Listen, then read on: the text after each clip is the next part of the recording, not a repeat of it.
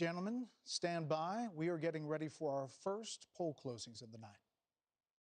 The polls are closing now in 9 key states. 98 electoral votes are up for grabs. This hour could impact everything. We're going to win the state of Georgia. We're going to win 4 more years. Voters have made their voices heard. It's the most important election in our lifetime. It's going to make all the difference here in North Carolina. Which states went red? Which states went blue? Who have they chosen?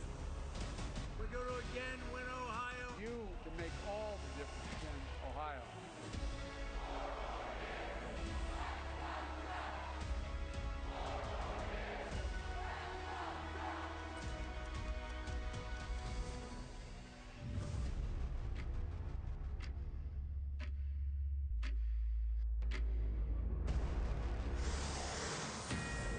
And it is 7 o'clock on the East Coast, which means polls have just closed in half a dozen states.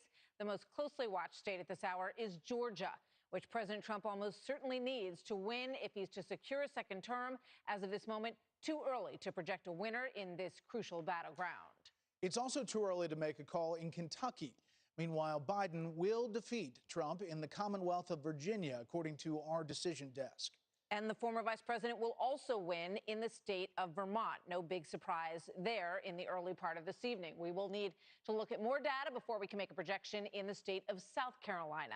And in the state of Indiana, where Trump has enjoyed a lead over Biden in the pre-election polling, also not quite ready to make a call in Indiana. Let's turn now to the Senate, control of which is very much up for grabs tonight. The most interesting state to watch at this hour is Georgia, the only place in the country that has not one but 2 Senate races on the ballot. Either of those could help determine control of the chamber. But here's the kicker. We might not find out who will fill either of those Senate seats until January. That's because of a Georgia state law requiring candidates to win more than 50% of the vote tonight or face a runoff election 9 weeks from today. And in the regularly scheduled Georgia Senate race, incumbent Republican David Perdue is battling Democrat Jon Ossoff and Libertarian Shane Hazel. As of this moment, it is way too early to project who will get the most votes there, much less whether, if anyone, will exceed the 50% level they need to avoid the runoff. It's a similar story in Georgia's special Senate election, where Republican Senator Kelly Loeffler is facing challenges from a variety of candidates, including Reverend Raphael Warnock, a Democrat, and Congressman Doug Collins, a Republican. We cannot yet make a call in the South Carolina race between Republican incumbent Lindsey Graham and Democratic challenger Jamie Harrison, who managed to throw really a scare into Graham during this hard-fought campaign. A lot of money going into that South Carolina race. Could be a long time before we actually make a call in that race. So with those first closings under our belt tonight, let's break it all down with our panel. Chris Wallace, Britt Hume, Katie Pavlich, Karl Rove, and Donna Brazile. Welcome back to all of you. Karl, let's bounce out to you with a look at some of what you see here in the early going at 7 o'clock. Not any big surprises at that point. No, and not really much data either. You're right about Georgia. Georgia is going to be an interesting case to watch because it is absolutely certain that we're going to have one runoff, the Kelly Loeffler Warnock Collins race, because you have to have 50% of the vote, and there are 13 candidates on that ballot, whereas there are only 3 in the race involving incumbent David Perdue. And you're also right about the South Carolina race. A lot of money, and illustrative of a big strength the Democrats have shown in this election, and that is their ecosystem for small dollar fundraising that they began 16 years ago in called Act Blue. Harrison, who is the former state party, Democratic State Party chairman, has raised over $50 million in the third quarter and running against the chairman of the Senate Judiciary Committee. So money doesn't always result in determine the outcome in a race. Both of these men have sufficient enough money to spend, but the idea of having over $50 million in a state with 3 million people and probably 2 to 2.5 million voters, pretty strong set of numbers that Republicans are facing in every single Senate race. There's not a single competitive race in which a Republican senator or a Senate candidate has outraised his opponent. Well, it only took a few seconds, but the Fox News decision desk can now project President Trump will defeat former Vice President Joe Biden in the state of Kentucky. Not a surprise there. But the Senate Majority Leader Mitch McConnell is up for election there. He was leading going into today. We'll see where that race heads in Kentucky as far as the Senate Majority Leader's fate. Donna, your look at tonight, what you're looking for early here as we start to get the actual vote tabulations coming in. Well, I was sitting here telling Carl about Virginia, and I said Arlington, Prince Williams, Loudoun, and a couple of counties would be coming in early, and of course they've already called it. But now Georgia. Trump carried Georgia by 5 percentage points in 2016. And the last time, as you all know, that the Democrats carried this wonderful state was in 1992. But there's been an increase in younger voters, non-white educated voters, and I think the key tonight is looking at the suburban vote. And if suburban women continue to turn out in large numbers in favor of the Democrats, Georgia is going to be an interesting state to watch once all of the votes are tabulated. Katie Pavlich, let's go over to you. Your thoughts as we get these first tallies in, and we've got Kentucky in now. We're looking at about 26 minutes away from the next round. I think going forward tonight, looking at ticket splitting will be interesting. In Arizona, Martha McSally has been down, but President Trump has gained in that state. In Georgia, the state that you just called, or did not just call, excuse me, but we're discussing right now. David Perdue, Senator Perdue, skipped the last debate with his opponent, Jon Ossoff, to campaign with and for President Donald Trump. He is depending on President Trump to carry Georgia to get him over the finish line. In Michigan, it's interesting because they're counting on every last vote with the ground game there for the Trump campaign. The Michigan Secretary of State has said that 100,000 of the absentee early mail-in votes have been counted. There's 170,000 to go in Detroit. They also registered 18,000 new voters today, and those voters cast their votes in Democratic strongholds like Detroit, Ann Arbor, and another place in Michigan. And so interesting to look at that number for the president as he tries to take back Michigan as he won in 2016. But in terms of Georgia and other states like it, those Republican senator incumbents are really depending on the president to pull them over the finish line. Carl, it's very early in the night, but what we're looking at is our voter analysis survey, and as these raw vote totals come in, these numbers from these states. But can we, looking at what we see now, say that this is likely not a landslide either way? Well, I'm not certain that we can deduce that from the polling that we've had and the election returns thus far, but I suspect that's exactly going to be the case. Both sides have been revved up. You generally have a blowout when there's one side that's revved up and another side that has become dispirited, either because of internal divisions or simply a lousy candidate. We've had two campaigns here that have focused on revving up their bases, and so I think it'll be a big, huge turnout, and I think it will be relatively close, closer than I think either side thinks. You're at the moment in a campaign now where if you think you're going to win, you think you're going to win strong. And I know that's the attitude among a lot of Democrats. Are you working the refs? Are you working the reporters at this point? What's happening? If you're in the campaign, are you working the reporters saying this is what we're seeing? I mean, first of all, you're getting 1,000 phone calls and emails and text messages from people saying, what do you think? What do you think? How do you think it's going to turn out? And it drives you absolutely insane. and then you're sitting in some little room somewhere trying to absorb all of this data, all this information. I remember one particular night when a guy kept walking around the room with a cigar, and his father said, "Don't worry, Senator, it'll be all right." And I was in the presence of two presidents of the United States. So at one point in 2004, I ran out of assistants. I had two great assistants, Israel Hernandez and Susan Ralston, and I had them busy doing weird things. So I looked around the room and said, who could I bring over here and have help me? Because I had a computer that showed all the target percentages or all the ballots, what we were getting, but I needed somebody when I would bark out the name of a county to tell me how many votes we needed as our vote goal for that county. And I looked around the room. No, well, I wasn't going to be 41. It wasn't going to be Barbara Bush. I said, Condi, get over here. And Condi Rice sat next to me for the next hour and a half or 2 o'clock until about 2 o'clock in the morning as I barked out, Lucerne County, Pennsylvania, Hamilton County, Ohio. And I had a very talented assistant who went on to greater things in life as Secretary of the State. Now he just barks. Now he just barks for whiteboards. Exactly, he needs more whiteboards. So, Chris Wallace, one of the issues that we talk about a lot in campaigns is likability. And one of the comparisons that we see some of in this Fox News voter analysis is the difference between Hillary Clinton and Joe Biden on this issue. And, it was fascinating in 2016. Voters didn't really love Hillary Clinton or President Trump. So they had to decide between two characters that they weren't all that excited about. It's a little bit different this time around. Absolutely. We in the poll, Honest and Trustworthy in 2016, the final poll, Donald Trump, 37%, not very good. Hillary Clinton, 33%, even worse.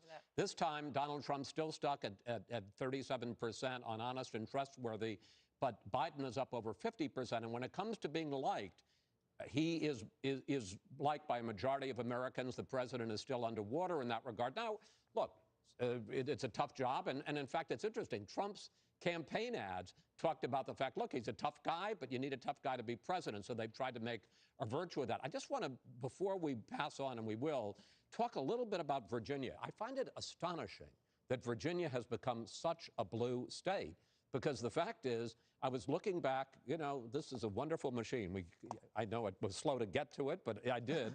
Between 1964 and 2004, that's 40 years, Virginia went Republican every time. The last time that it went for a Democrat was Lyndon Johnson, and then Bush 43 in 2004. And since then, it has gone for the Democrat every time, and more and more and more. And so a state that was red became purple and now has become deep blue.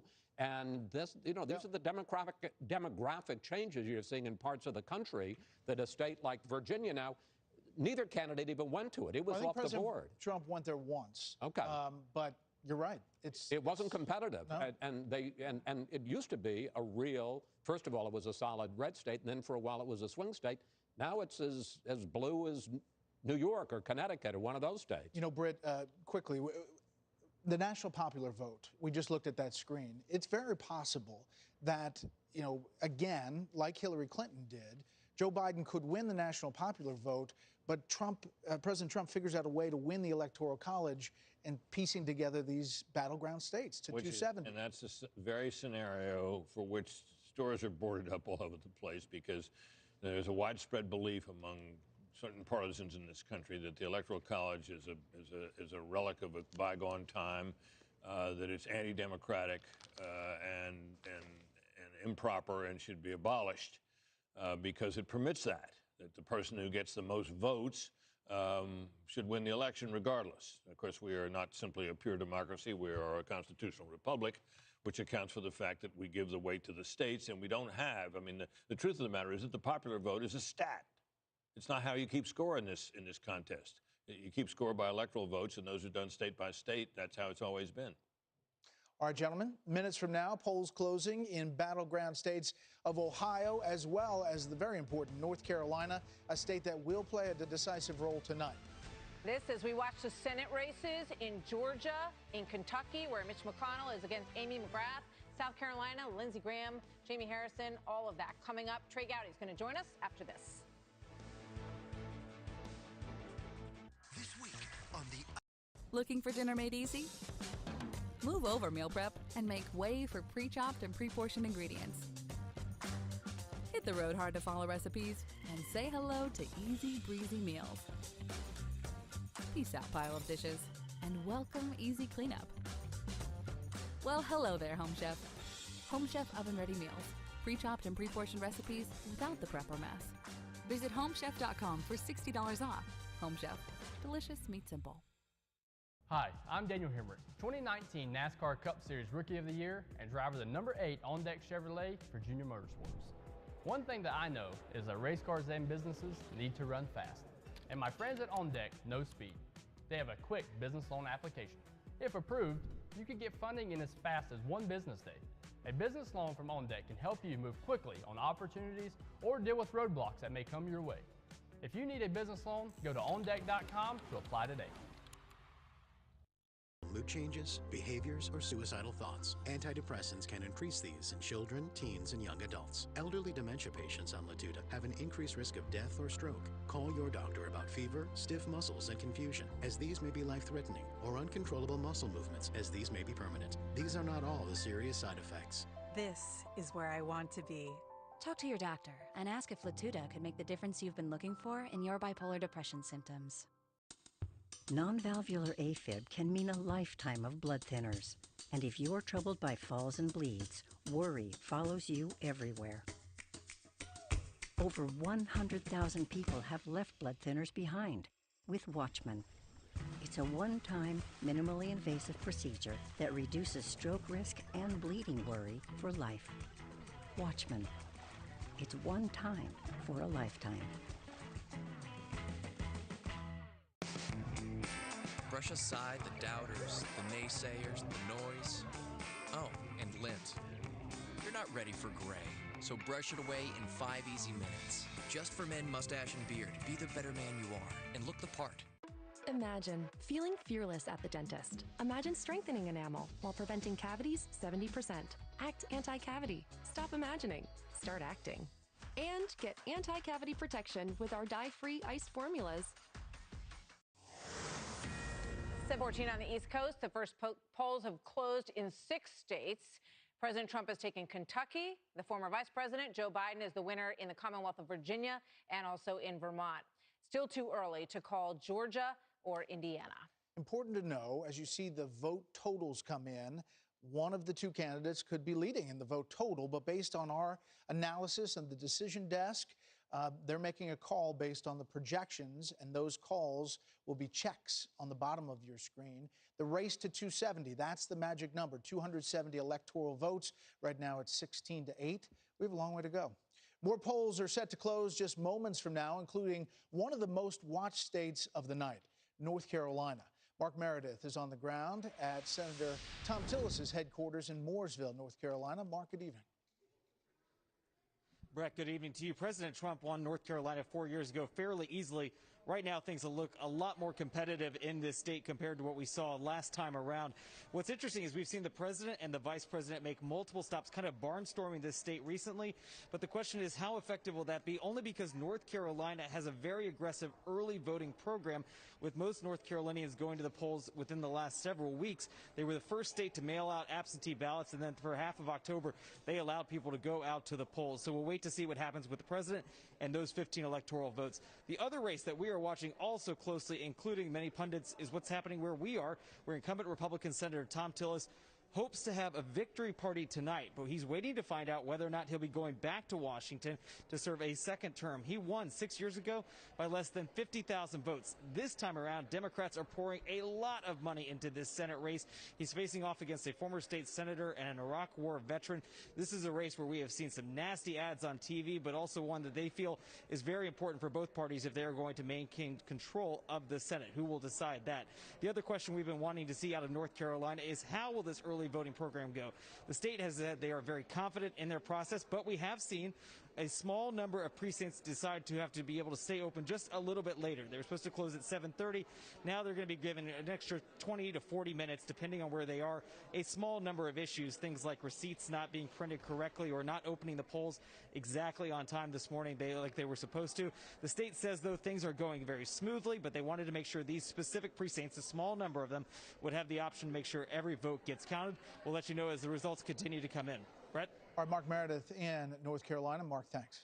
So we are just a few minutes away from our first look at battleground North Carolina and also Ohio. Let's get some thoughts from former Congressman Trey Gowdy as we wait. Trey, good to have you with us this evening. Obviously, your home state of South Carolina is one to watch very closely this evening as well. What's on your mind tonight? Lindsey's race, obviously, for professional and personal reasons. I talked to him yesterday. I think he feels good. The first congressional district, Martha, Tim Scott made that district look really easy for Republicans. It never was. Mark Sanford won, but then he got booted out in the primary, and Republicans lost. So I am interested in what happens at the coast down in Charleston.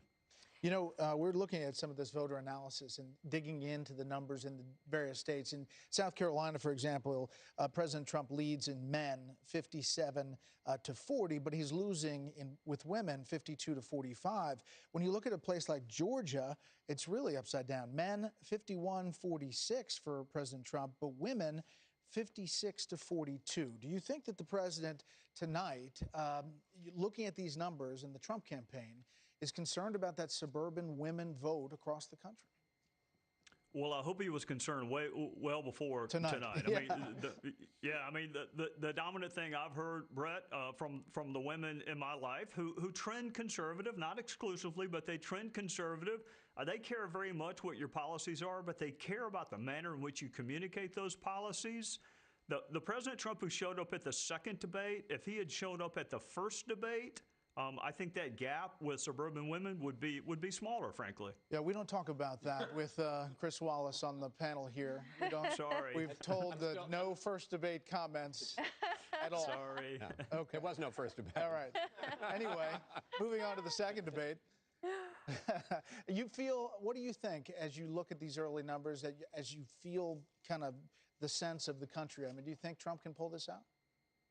You know, Brett, I never thought I won a trial. I never thought I won an election. I'm a pessimist, so if I'm going to be surprised, I want to be happy and surprised. It just feels to me like the president has to pull a straight flush.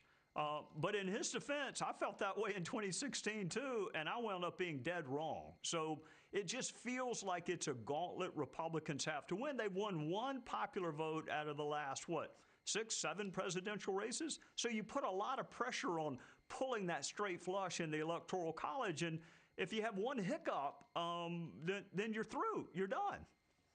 So, Trey, the other vote that we're watching very closely is the Black and Hispanic vote. And just taking a look at some of these numbers in Georgia from our voter analysis, 92 to 6, Biden-Trump among the Black vote in the early going here. And, also some support, though, a little bit better for the president, 33% among the Latino voters. What are you watching with regard to that tonight? Just whether or not Republicans can make inroads there. I mean, obviously, Tim Scott is from South Carolina. The RNC had a concerted effort. There's ads that are targeted, both urban radio ads and television ads targeted towards that community within the American family. But, Republicans are going to always struggle if we are the party of white men. You got Mia Love, you got Tim Scott, you got Will Hurd, but 2 of those 3 are going to be out of politics after tonight. One's already out. You can't lose any group 90-10 and expect to be successful in politics. Thanks, Trey Gowdy, thank you so much. We'll check in with you later. Yes, sir. Let's go to Shannon Bream, more digging into the voter analysis. Shannon? Okay, Brett, so as the polls start to close, both candidates have Georgia on their minds tonight. We've been talking about that. Bill Clinton was the last Democrat to carry the state. That was back in 1992. Now, 4 years ago, President Trump won by 5 points. Tonight, the Biden campaign thinks they can win the state back, sending former President Obama to stump there yesterday, trying to fire up the base. Black voters traditionally backed the Democrat candidate, and today is no different. In Georgia, they are coming out strong for Biden. Also working for Biden, newcomers to Georgia. More than half of voters who've lived in the state 5 years or less are in his corner. But President Trump, plenty of fans there in Georgia, too. Seniors, a group that many thought the president was losing over coronavirus, they're actually breaking for President Trump in Georgia. And conservative Christians, despite criticisms of the president's name calling and insults, white evangelical voters are solidly behind the president. This year has been, for many people, all about the pandemic. In April, after he urged states to reopen their economies, the president called out Georgia's Governor Brian Kemp for opening too early. A majority of voters agree with Trump's stance at the time, saying they think it's more important to limit the spread of the virus, even if it hurts the economy, rather than limit further damage to the economy, even if opening back up increases the spread. An even greater majority favors a mask mandate. About 3 in 4 voters say they're in favor. Now, we still have 2 very important Senate races in Georgia. We'll continue talking about those. But first, we want to jump over to the critical Senate race in North Carolina, where Democrats are hoping to flip and pick up a seat. It has been a wild race there. Just a month ago, a sex scandal forced the Democrat, Cal Cunningham, to go on the defensive. That very same day, Republican Thom Tillis, the current incumbent, was diagnosed with coronavirus. So both campaigns have been scrambling ever since. Cunningham was probably not going to win over North Carolina's white evangelical voters, and this scandal certainly did not help. They are backing Tillis by more than 60 points. At the same time, voters who say the pandemic is the most important issue facing the country, they favor the Democrat by almost 50 points. This is one of those races that could decide control of the Senate. So we asked voters, was the party that controls the Senate important to your vote? Almost half said that was the single most important factor to their vote in this race. And those voters are split down the middle. So it doesn't get any closer than that. We will continue to crunch the data, but for now, back to you guys. Okay, Shannon, thank you. We've been talking about the probability meter, and we have, looking at the state of Georgia, the vote total is coming in. You see the probability now 59% to Joe Biden. Again, here is the thing with the probability meter. This is the early vote that we're getting out of Georgia. This is likely the early vote that dumped at the beginning of the polls closing. Remember, we talked at the beginning of the night that is likely 6 out of 10 for Joe Biden in a lot of these states. Donald Trump, however, is leading, according to our analysis, on the day of vote, which comes in over the night. So you're going to see this probability meter shift throughout the night. Right now, it's at 59%. In the raw vote total, Joe Biden is leading at 56%. And we're going to see that through the night. Chris, you had something on Georgia? Well, just looking at our voter profile analysis, which is a poll that was taken, an exhaustive poll, 100,000 people across the country in Georgia. And I think this is going to be true in a lot of states. If Joe Biden is elected president, it's going to be on the basis of women. There is a big gender gap. Women in Georgia, 56 to 42, Biden over Trump. On the general question of the country, and this is always a very telling one, especially for an incumbent running for re-election, would you say the country is going in the right direction or the wrong direction? 61 to 39, wrong direction over right direction. And then finally, which is the most important issue facing the country? If you think the economy is the key issue, 77 to 20 for Trump. If you think the coronavirus is the key issue, 72-26 for Biden. The difference is 39% think the coronavirus is the most important issue. 26% in Georgia think the economy is the issue. So we don't know how it's going to turn out, but you look at the internals of these polls, and you can certainly see a potential path to victory in Georgia for Biden. We got to hit a break, Britt, but go ahead. Real quick, just looking at the percentage of men and women voters. In Georgia, as Chris suggested, women 53% of the electorate, men 46%. Virginia, 54-46 women. South Carolina, 55-45 women. Indiana, 52-47 women. So if they are across the country, if they are the significantly larger cohort of voters, that's going to tell us something about the outcome, because women have had a lot of trouble with Donald Trump. All right, stand by. So live look as the polls are about to close just outside Cleveland, Ohio. We are about to get our first look at numbers coming out of that state, as well as North Carolina and West Virginia. More straight ahead from Fox News headquarters and Democracy 2020, the presidential election.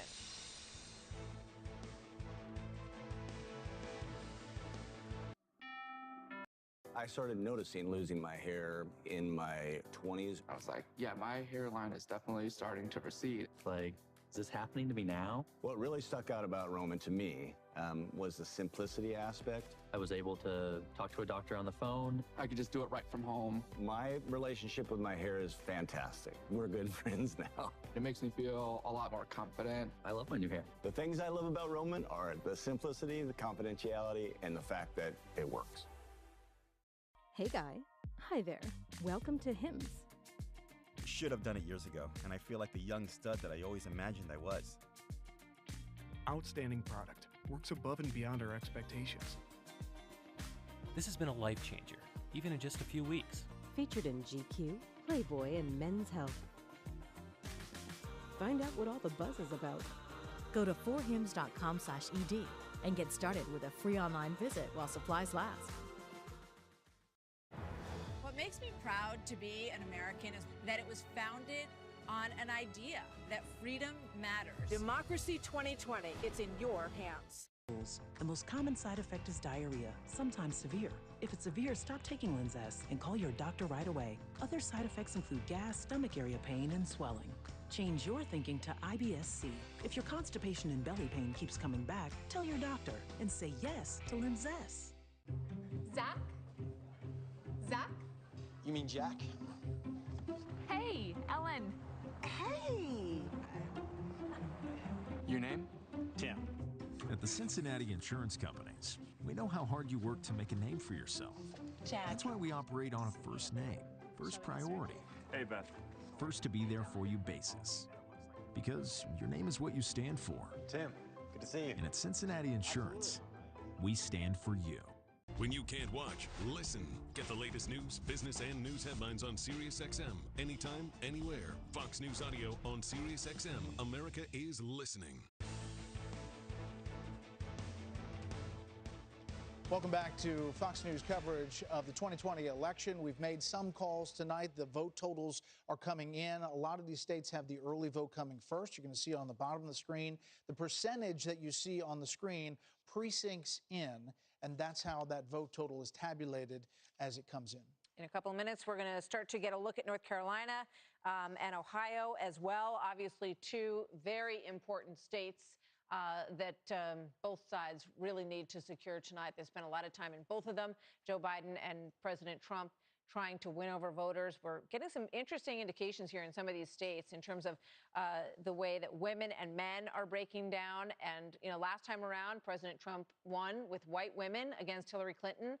In the early states that we're looking at some of these breakdowns in, that's not the case in some of them tonight. Right. It's important to note that it's the voter survey that we've taken around the country, and it gives you a snapshot of where people are. But as the real vote total populates, that's where our decision desk makes the calls. And they're not going to make a call unless they feel certain that a state's going to go one way or another. We saw that in Virginia. There's not a lot of vote in. However, where the vote is, and our voter analysis survey gave them the ability to call Virginia for Joe Biden. Seconds away from the next poll closing here on the East Coast. It is 7:30 p.m. on the East Coast, which means polls have just closed in 3 more states, including 2 considered must-wins for President Trump's re-election. First and foremost, Ohio, the biggest prize of the hour. 18 electoral votes that, frankly, are considered more crucial to President Trump than Joe Biden as far as getting to 270. Candidates locked in a tight race in the Buckeye State. The Fox News decision desk will need a lot of time, probably, to analyze more voting data before declaring a winner there. However, it's not too early to project that President Trump will easily defeat Joe Biden in the state of West Virginia, one of the most pro-Trump states in America, so no big surprise there tonight. Also in West Virginia, the Fox News decision desk can now project that Republican Senator Shelley Moore Capito will turn back a challenge from Democrat Paula Jean Swearengin.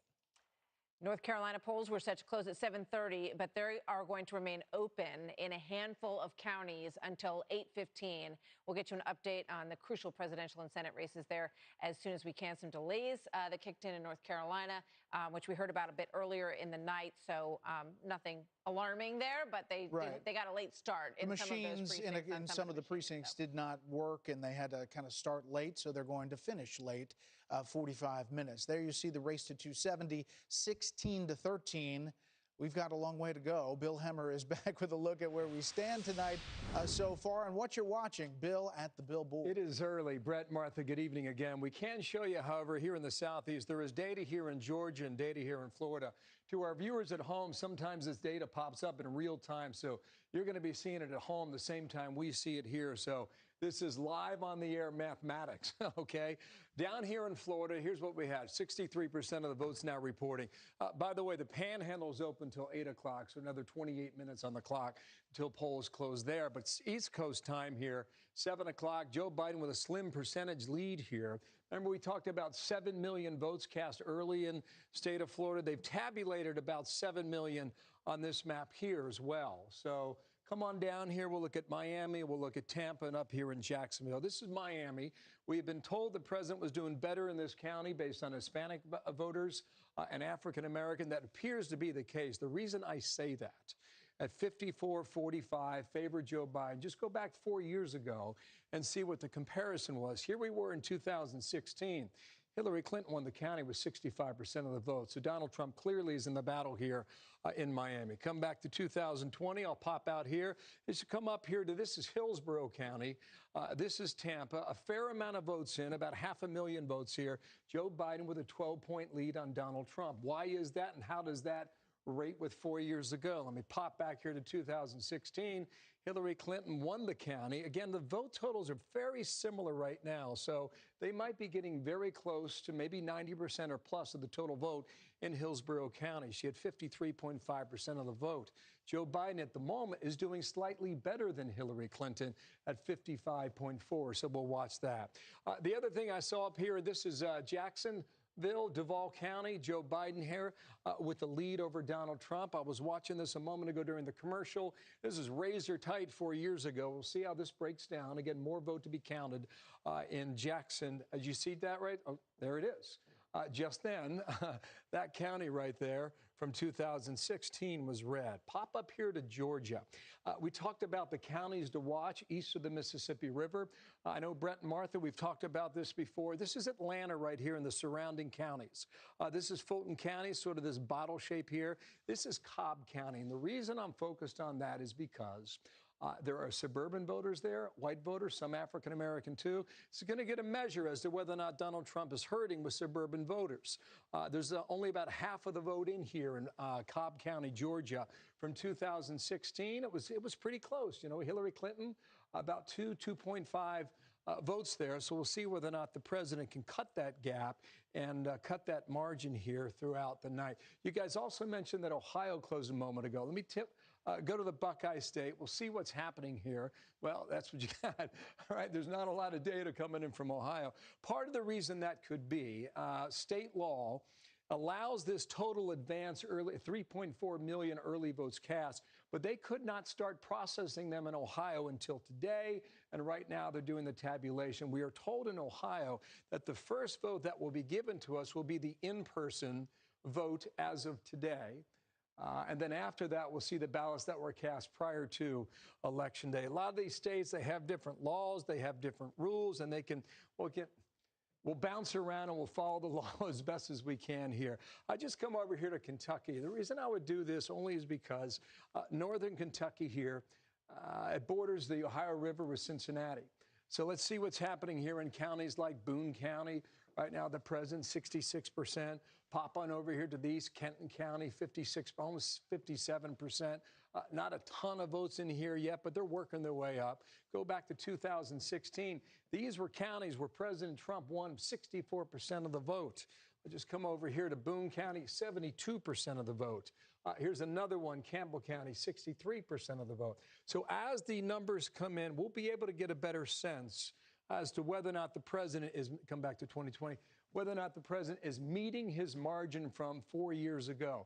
If he is, he's in for a good night. If he exceeds that, a really good night. If he's below that, there will be concern in the Trump team tonight as to whether or not they can pull this off in 2020. So we're watching it. Pennsylvania's coming up in about 20 minutes or so, guys. You know, Bill, we know that in the Panhandle, the polls close in about 24 minutes, but some polls have closed in other parts of Florida.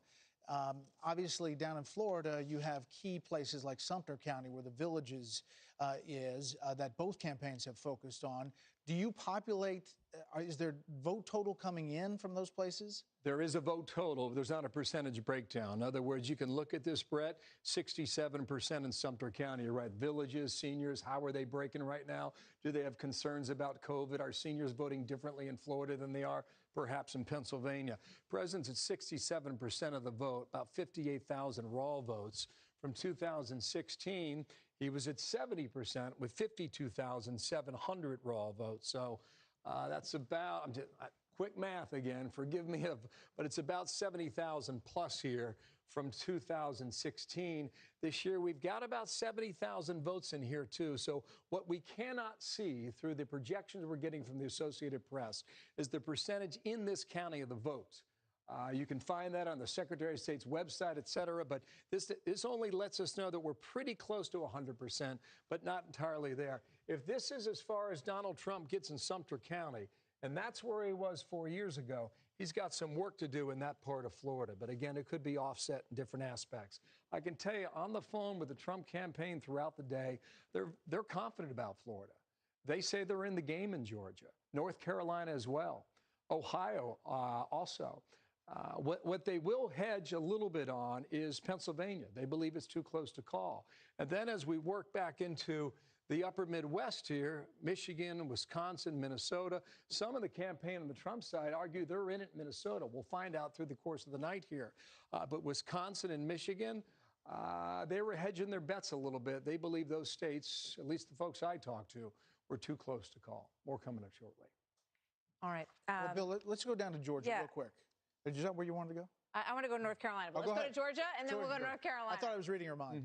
Georgia, around Atlanta, those areas, the suburbs, Fulton County, DeKalb County. Yeah, at the moment, no information in here yet from DeKalb County, which is east of Atlanta. No information yet in from Gwinnett County either. This is Fulton County. This is what it's given us right now. Donald Trump's got 161 votes and Joe Biden has 146. I guarantee you there are more people on the sidewalk tonight in downtown Atlanta than the votes coming in there. So it's early in the night for Fulton. But I really think this is something to watch. Cobb County, how does it break? There's a lot of data that's coming in there so far. I'll just pop around here and just give you guys a better sense. Fayette County, minimal. Over here in Henry County, just a few numbers here around Atlanta. So we've got a long way to go in the state of Georgia as it stands right now at 7:38, 7:40 in the evening. Martha, you mentioned North Carolina. Yeah, I just want to mention before you go to North Carolina from Georgia, apparently at the State Farm Arena, they were delayed 4 hours because of a water pipe burst in that room.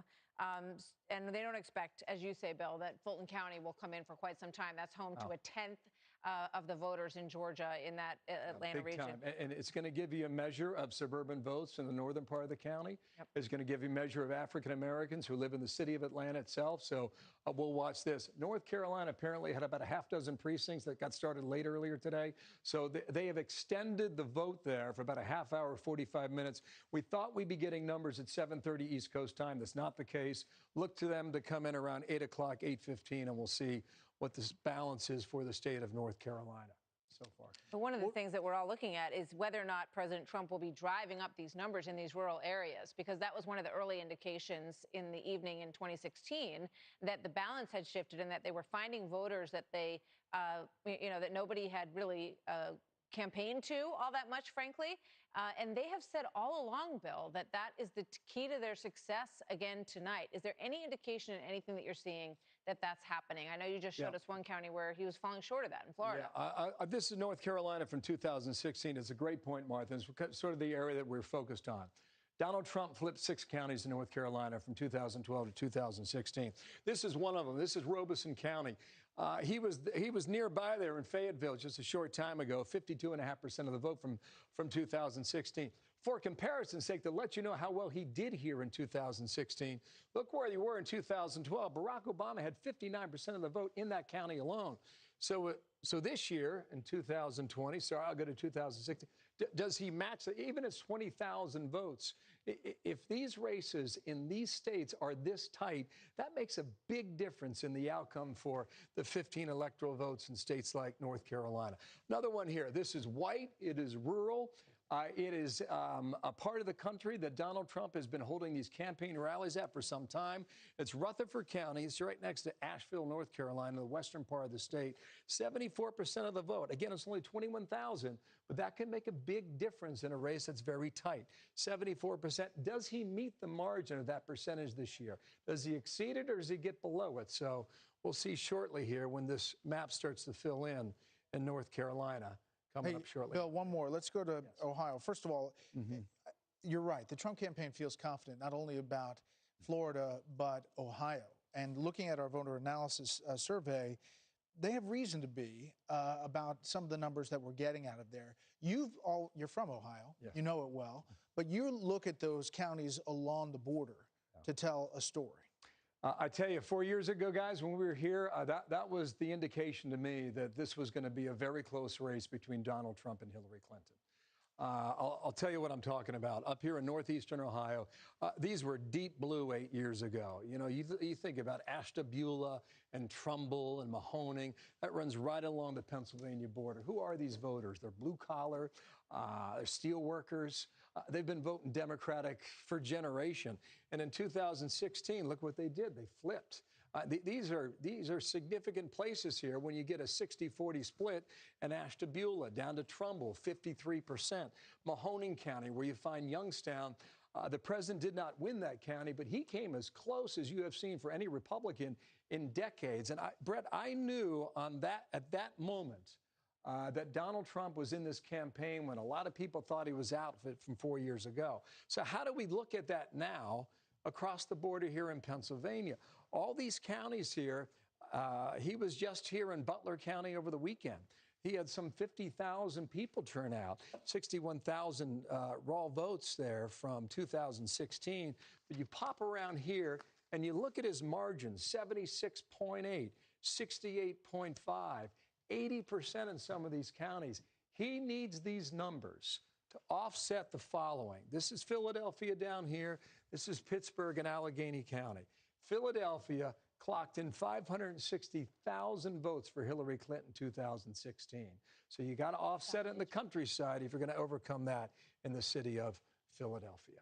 All right, you do that better than anybody. So we're going to come back a lot, Okay.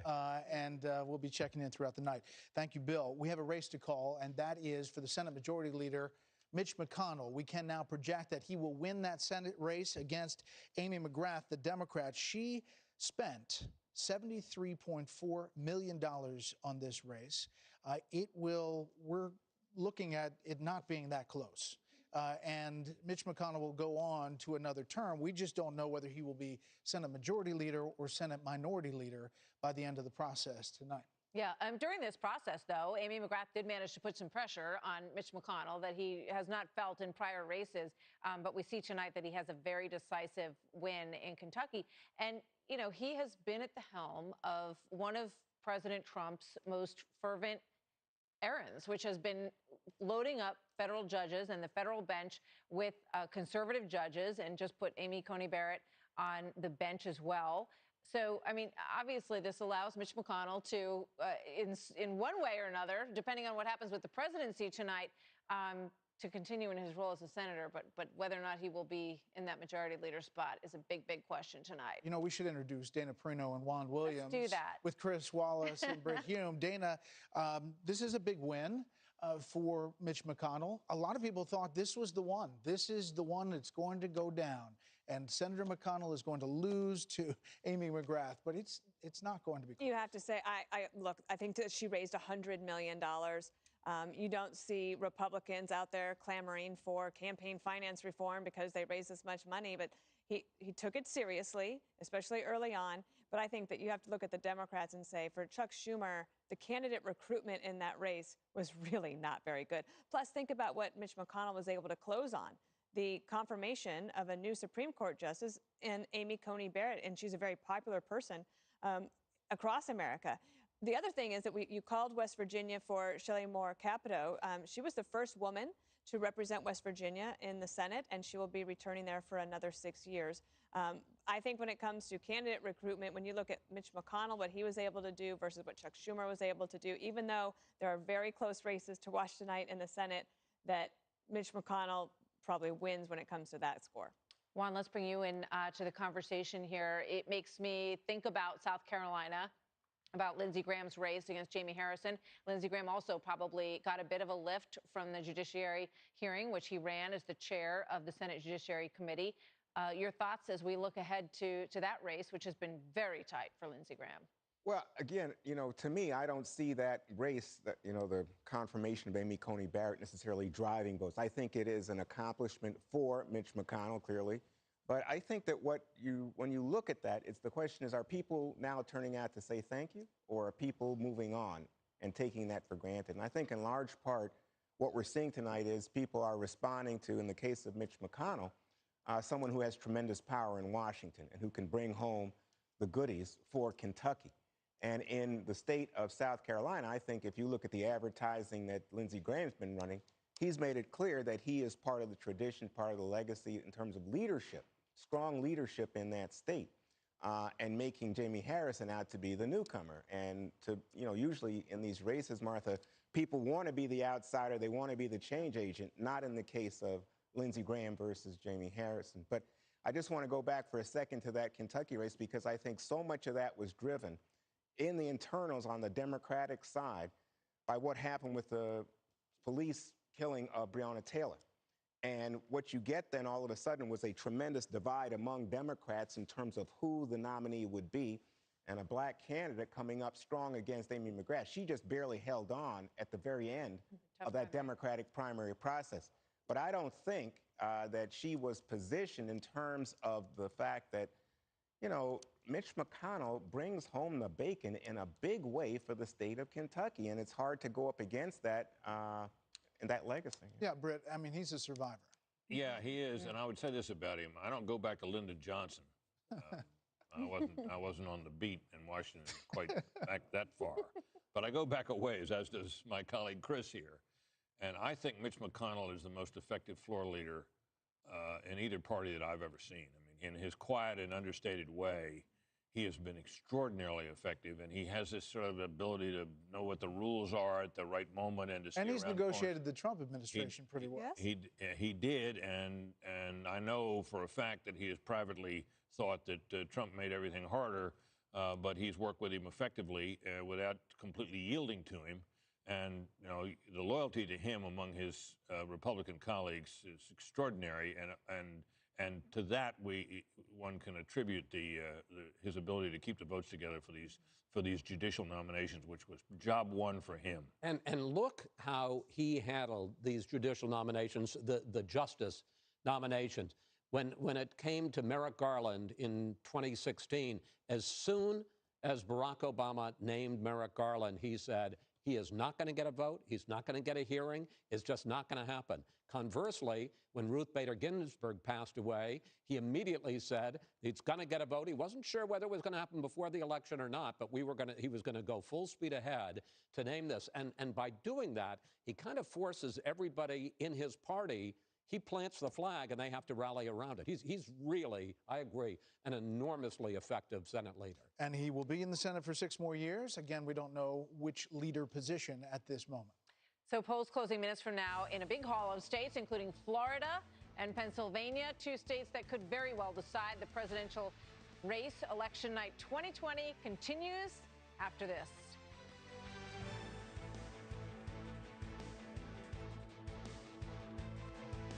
Did you know you can go to libertymutual.com? If you've got a military, first responder, or law enforcement background, GovX.com is for you. You stepped up to serve our country and community. GovX delivers the deals that you've earned. GovX is the only site built exclusively to honor your service. Members save on epic brands and the gear they need for on and off-duty lives. Signing up is fast, easy, and totally free. Those who've served in uniform deserve the best savings on the internet. If you qualify, visit GovX.com and join a community of patriots and pros. You've earned it. GovX, savings for those who serve. We know you've got your hands full at home. I'm building a spaceship. So Instacart is here to help make grocery shopping a little easier. Choose which store to shop from, what items you need, and how you want them. And a shopper will safely deliver them contact-free in as fast as 2 hours. Because between teaching, cooking, and parenting, you could use one less job to do. Go to Instacart.com or download the app to get free delivery on your first order using the code ORDER TODAY. I love Made In. I love what Made In represents. With the product, you could tell that there's extreme craftsmanship. You would think a pan is a pan until Made In came along, and I went, wow, these things are something better. The pots and pans that I'm using on an everyday basis are gonna create wonderful products in my kitchen. Those are the pans that we use at Alinea. We're gonna have the best pans in the world at one of the best restaurants in the world.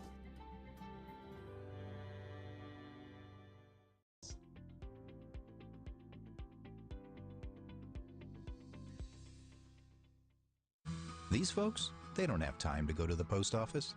They have businesses to grow, customers to care for, lives to get home to.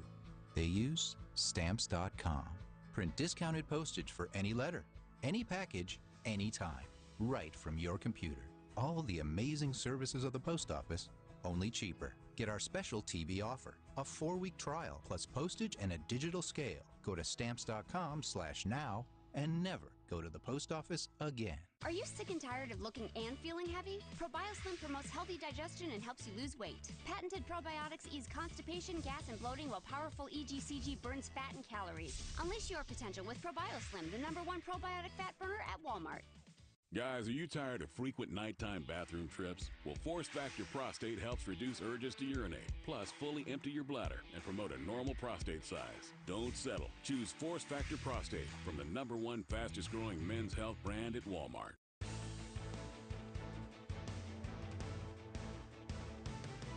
Welcome back, everybody. We are minutes away from getting results from over a dozen states, including the crucial state of Florida, always extremely important in any presidential race, and the equally watched state of Pennsylvania is also just moments away from closing their polls tonight. Mail-in voting has been a particularly contentious issue in Pennsylvania. President Trump has been openly critical of the U.S. Supreme Court and its ruling in that matter. Let's go to Philadelphia now and hear from Aisha Hasni. All right. All right, we're waiting for Aisha. We're going to get her back in just a moment. But obviously, the issues that have been plaguing Pennsylvania are these decisions, not only by the Supreme Court, but by their state Supreme Court as well, which allow them to extend the date to which they can continue to accept votes. And they don't necessarily have to be postmarked by November 3rd. Even if that postmark is a little bit fuzzy, they're going to assume that it was sent before November 3rd. Also, signature is a big issue in Pennsylvania. This is a big issue because there's not a federal standard. Right. Each state does it differently. So whether they match the signatures on the absentee ballots, whether the postmark has to be legible on November 3rd, take a live look in Philadelphia, and they're going through these ballots, and it's kind of mesmerizing to look at this, but this is what they're doing. They're going through all of this, and this is going to be a count in Philadelphia that we're told is going to take days. Yeah, you got to open up the envelope. You've got to take out the envelope on the inside. Everything has to be signed. Everything has to be postmarked. This is a process that we've just never seen at this kind of magnitude, 100 million votes. Let's get back to our panel. Karl Rove, Donna Brazile, Katie Pavlich. Karl, okay, we're starting to see some more vote totals coming in. We're starting to get more population of our voter analysis survey. What are you saying? Well, we're starting to hear some interesting things. One county, a large county, important county, Fulton County, expected to have 140 to 170,000 voters. This is downtown Atlanta, if you will. And instead, they had about 15,000 people vote as of 5 p.m. today. Obviously, a lot of people took the opportunity to vote early, but even the local election officials found the number of voters who showed up today in an area where Biden has to run strong to win that state. They found an anemic turnout.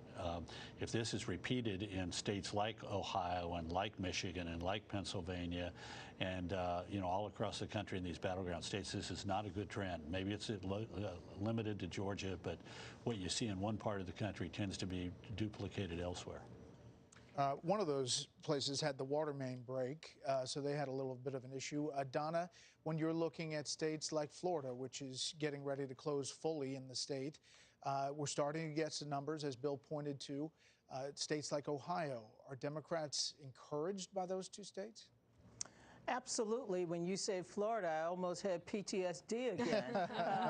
But luckily, I don't. Look, Bill just showed us Duval County, which strangely enough, Joe Biden is keeping it very competitive. That's very important. That's Jacksonville. Sumter County, that's not a blowout. I'm also looking at Pinellas County. I mean, Barack Obama and Joe Biden carried it in 2008. Hillary Clinton lost it in 2016. So there are a lot of votes to come in Florida. I'm also watching Ohio, along with, of course, North Carolina, where there's still a few counties that are waiting to close their polls. So the night is still early. I'm still optimistic. There are multiple paths, and until I see one road close, I'm still very optimistic for Joe Biden. So just an update on Fulton County. Apparently, the Georgia Secretary of State is saying that they did have a pipe break and that it slowed things down, but that they do expect that they're going to have results from Fulton County tonight. As I said, it's a tenth of the vote in Georgia, so that will be a very important element to the count. Let's go to Katie Pavlich. Katie, looking at Florida, it looks very tight at this point. They've got 48% of the precincts reporting there, but obviously, the Panhandle is very significant to the Trump team. What are you hearing? Well, first in Fulton County, they are going to keep those polls open until 9 o'clock to give people the chance to cast their votes if they are still in line or had an issue with the water main break earlier in the day. But down to Florida, if Joe Biden doesn't turn the numbers around in Miami-Dade County, he's in for a rough night, and President Trump is on his way to a victory in that state which President Trump needs to win tonight. He can't lose Florida in order to win. But you had a number of Biden campaign surrogates over the last week sounding the alarm about the lack of turnout among Black and Latino voters in Miami-Dade. You had James Carville begging for enthusiasm for Joe Biden in that county. And so we'll see if Joe Biden can make up the numbers in that county for the rest of the night as we continue to get those votes in. But overall, the Panhandle, of course, is Trump country. And we'll wait to see if those voters turned out as the Trump campaign is depending on and believes that they will. Yeah. Brit Hume, Florida? Just with regard to the elderly vote in Florida, which is critical in that state. There was a Quinnipiac poll about a month ago that had Biden up like 15 points with the elderly. It was widely thought that the elderly vote in that state was going to swing toward Biden. So far, 65 voters 65 and older, Trump leading by the narrowest margin, 50 to 49. Now, obviously, he'd like to be winning by more than that. But that's a lot different picture than we were getting not very many weeks ago, which way the senior vote was going in Florida. So that might be encouraging to the Trump campaign. Think about how many stops that both campaigns made in Florida, in North Carolina, in Georgia. Those three southern states are going to be really crucial. And we're getting ready for the next poll close, and we may have some more calls in just seconds. The polls are closing in 18 states. 175 electoral votes are up for grabs. What happens in this hour could define America. We are going to win my home state of Florida. We win Florida, and it's all over. The people are choosing. The votes are in. Who will cross the threshold? Who will be the president of the United States of America? It may come down to Pennsylvania. And I believe in you. I believe in my state. If we win Pennsylvania, we win the whole thing.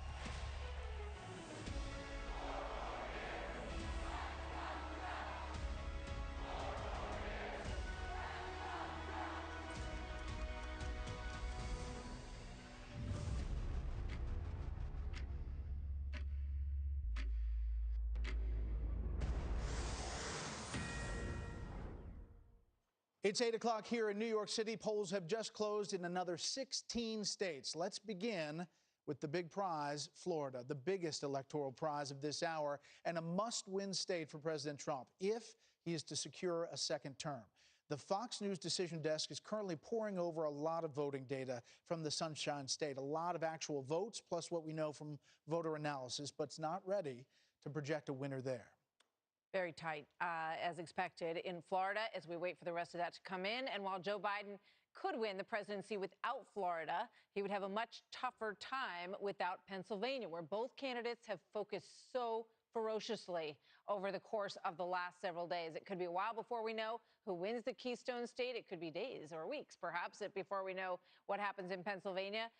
It didn't begin to process their mail-in vote until today. They've also got some counties that they won't even begin counting until Wednesday. They're going to go through the day of vote in Pennsylvania, and then in those 7 counties, they'll start opening envelopes and beginning the mail-in vote.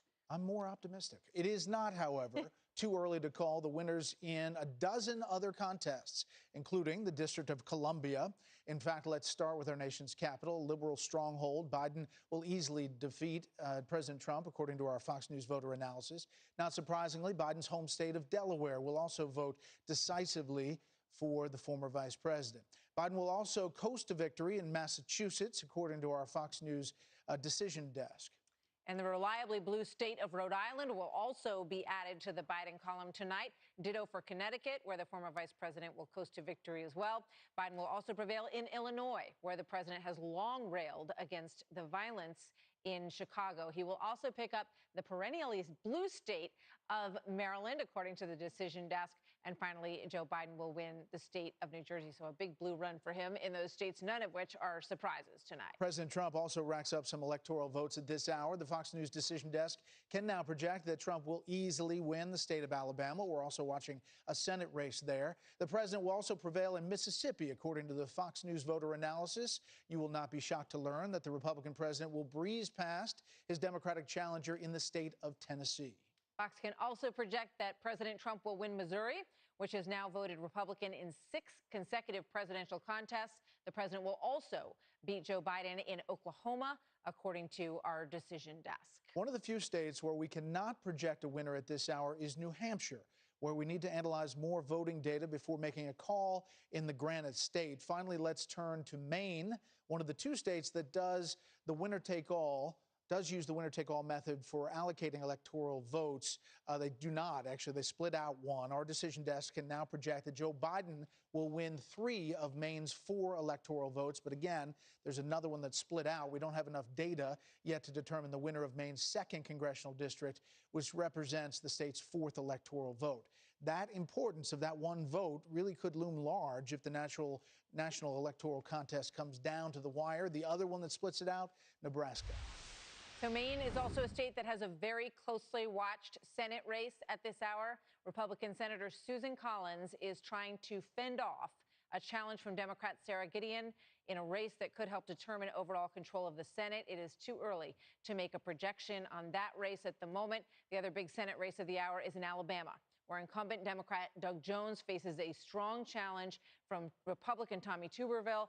Too early to call that contest, which, if Tuberville prevails, could be the first Senate flip of the night, and that would leave them with only 3 pickups in the future if they were to do that. And there you see the balance of power. Fox News can project that Republicans will keep their Senate seats in Tennessee and Oklahoma, while Democrats will keep their Senate seats in Illinois, Maryland, New Jersey, and Delaware. All of the other Senate races in the states where the polls have now closed are still too early or close to call. The same for gubernatorial races. We'll bring you any surprises in that as we get them. So let's take a look at the electoral map right now. You've got 56 for President Trump, 91 for Joe Biden. It's almost as if, you're playing the what-if game, and we're easily starting to fill in some of the ones that you punch in that are givens, essentially, across the map. And the battleground states, obviously, are going to be blank for some time this evening. If we could just pull up North Carolina and Ohio again, just to demonstrate what we were talking about earlier tonight, about how some of these states are going to look very red or very blue early on in the evening, but we're still waiting for more data, obviously, to come in these places, because the mail-in vote leaned heavily towards Biden, and the walk-in vote today is, you can see 65-31 in North Carolina, and we'll get Ohio up there as well. But this is where we want to be cautious. Right. And you see less than 1% of the precincts in, and you see the numbers on the screen. And in the states that we can make a projection, that's based on our voter analysis and where our decision desk knows that state's going to go. Bill Hemmer is back with a look at where things stand tonight. So far, some key states. We talked about Florida. We're talking about Pennsylvania all night long. Yeah. Bill? Hey, guys, good evening again. I just let our viewers know, again, this is real-time data. You're seeing it at home the same time we're seeing it here. In Florida, you got 82% of the vote tallied now, okay? Talk about the panhandle. It closes at 8 o'clock a moment ago, as we mentioned. So these counties that are gray will start to fill in, and indeed they are red. I would expect this, based on 2016, a lot of Trump votes to be right here in the panhandle. As it is right now, 83% of the votes in. President with a half-point lead now in the state of Florida. You've got upwards of 9 million votes cast. And just for a comparison vote, your advance vote was around 9 million too. And Florida's been counting all day, so this runs right along with what we sort of anticipate in terms of raw numbers in that state. Again, about a 0.7 lead there.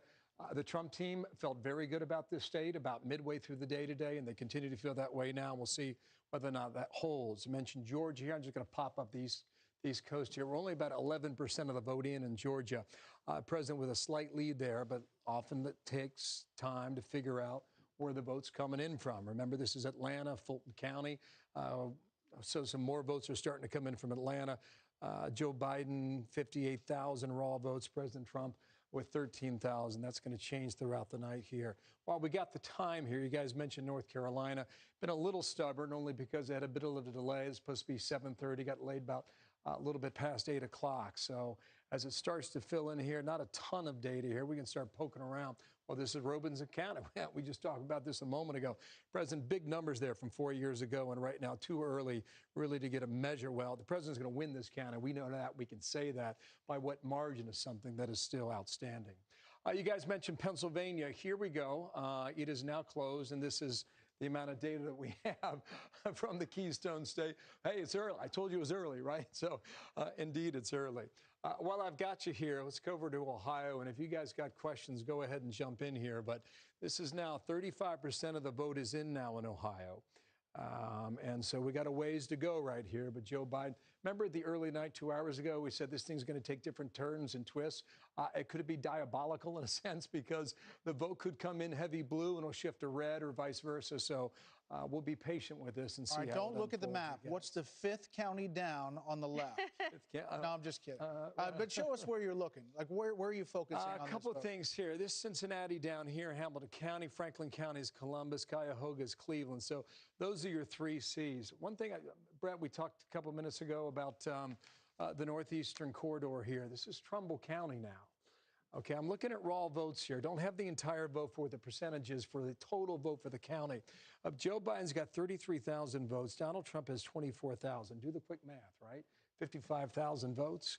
From 2016, in that county, they had 90,000 votes cast, and Donald Trump beat Hillary Clinton by 6 points. So you've got a ways to go right here, but based on this, Joe Biden seems to be in a pretty decent poll position at the moment. We'll see what other precincts clock in here in a moment. So I'm watching that. I'm watching Cuyahoga. Pop down here to Hamilton County. This is Cincinnati. Just a few votes in right now. There's a big congressional race there. Steve Chabot's up for re-election. It's gotten a lot of attention down here in the 1st District. Here's what I would say. This is Warren County. This is suburban Cincinnati. This is where people who grow up in Cincinnati move when they become adults, and they want to have a larger piece of land and a larger home and raise their family. There's been a lot of suburban flight into Warren County for the last 20 years or so. So it gives us a measure right now about how these people are thinking. Donald Trump, 50,000 raw votes. Joe Biden, 36. How does that compare to 2016? Donald Trump got almost 70% of the vote in Warren County. Right now, he seems to be doing rather well in Warren County, and we'll see him again as the vote starts to trickle in. So just punch up here. Delaware County is north of Columbus. It's early. You pop down here to Franklin County. This is one of these counties that a lot of people have their eye on for people who are leaving the Republican Party. So we'll keep an eye on that. Just for comparison's sake from 2016. All right, 63. It was 2-1 from 4 years ago. And at the moment, at this stage in the night, Joe Biden is faring better, I should say. Raw votes, just quick math in my head here, guys. I'll say 350,000 total votes in Franklin County so far. 4 years ago, you're in excess of 600,000. So we've got some votes to still come in this part of Ohio. Bill, let's take another look at Florida. And I just want to take a look at some of the voter analysis questions on coronavirus from Florida voters. And the question is, say if you have had this experience during the coronavirus pandemic, you or someone in your household has lost a job or lost income. 56% of the people who said yes to that question are Biden voters. 41% of them are Trump voters. Have you lost a close friend or family member to the virus? Among those who said yes, 65% are Biden voters and 32% are Trump voters. These are Florida numbers. And obviously, Florida, fared well in the beginning and then got pretty hard hit by the virus. Your thoughts on that and where we might see counties that would be responding that way? I think it's a very interesting point you make, Martha. And we can throw this map around for COVID as it affects the world and also how it affects the U.S. So I'll show you that throughout the night.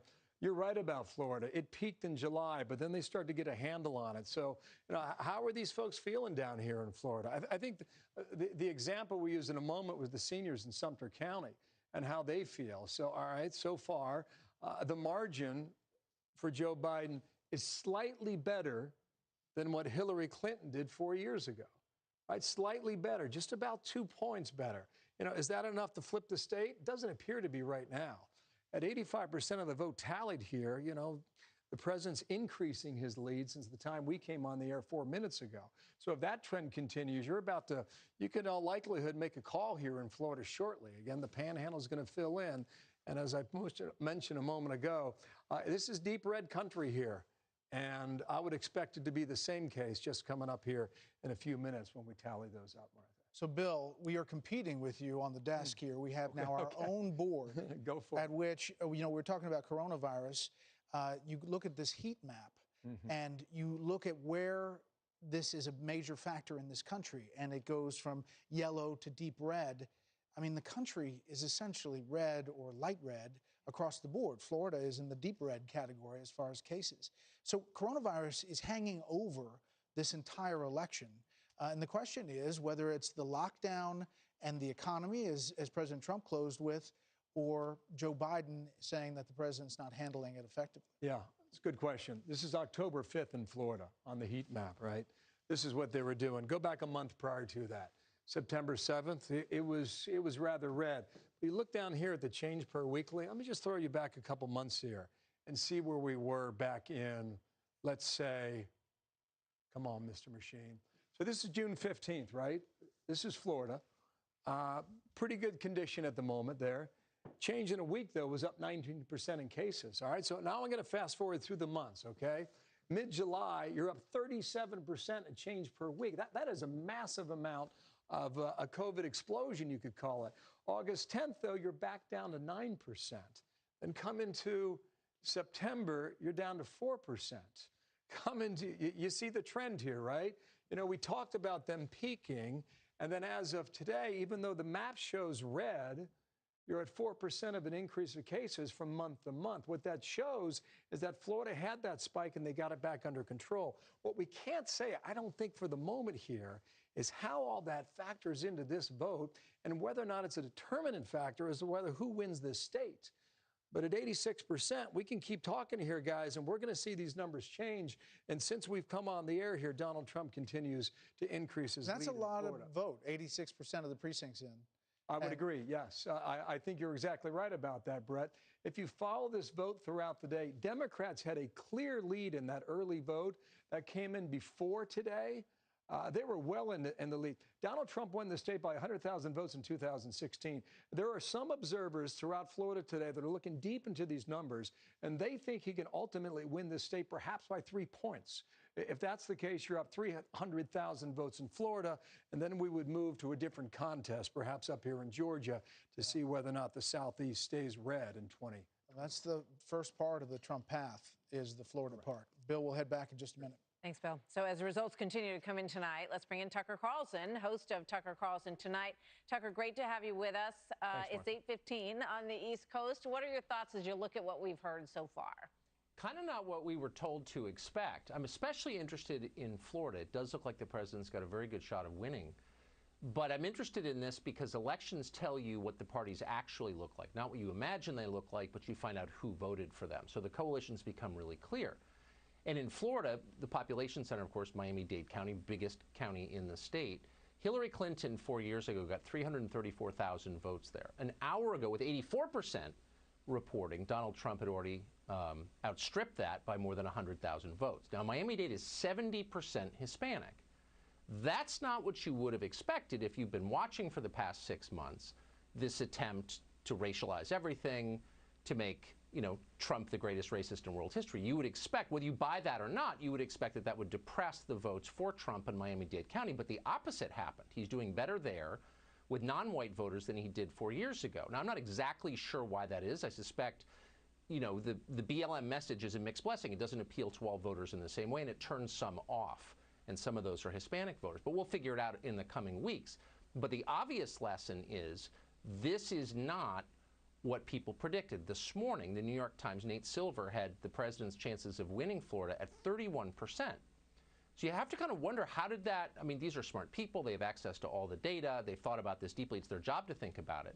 How could they be that wrong on the day of the election? And again, I'm not quite sure I know the answer, but at some point, we, the media, need to pause and ask ourselves serious questions about how we're thinking through what's going to happen and how we present it, because our predictions affect outcomes to some extent, and they also, of course, determine our credibility. People judge us based on our predictions. And so something really went wrong in the way we predicted a number of these races. And let me just restate something really quick. Florida is the future of the country, not simply because it's multi-ethnic, which obviously it is, but because that's where people are moving. Yeah. Florida and Texas are two of the states that have the biggest inflow from other states, Americans moving from state to state. They're moving to Florida in huge numbers. And so it does tell you something about where we're going. And I think if you're a Republican or a Trump voter, it tells you something more hopeful than you expected. Yeah, I think you're right. And the key is that Florida, Georgia, North Carolina, and we're starting to get more and more of that vote in. Florida, the Trump people feel confident about at this hour. Yeah. But Georgia, North Carolina, question marks. It's part of his path to 270. He can clearly get there. It's not as big a window as the Trump people wanted, I think, at the beginning of the night. Yeah, again, it's not what we expected. I mean, certainly if you live in the world that I live in, you know, the media world, the political world, I mean, not many people believe the president had any chance whatsoever. I mean, none. I mean, you know, this was going to be a blue wave. This was going to be an early night. And again, we don't know. It's 8/18. We don't know the outcome. And I think it's always been a pretty tough race for the incumbent president. But it's not what people thought it was last night. And again, you have to ask yourself, why is that? Why is the demonstrated reality so different from what purportedly smart people said it was going to be?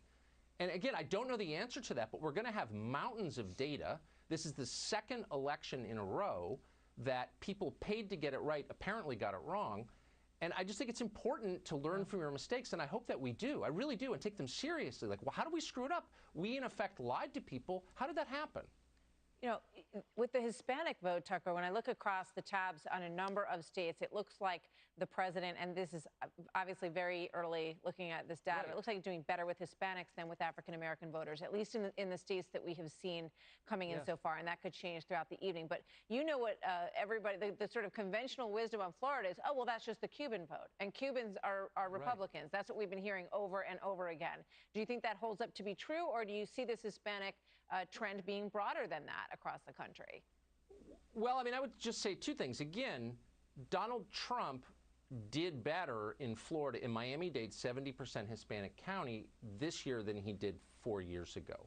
Florida is actually less Cuban. The Hispanic population of Florida is, I mean, just to be precise about it, since you ask, is less Cuban than it was 4 years ago. And it is a very diverse community. I mean, not everyone we call Hispanic is, you know, from the same culture, has the same views, obviously. And we should always be clear about that and not pretend that all people of any group are the same, because they're definitely not.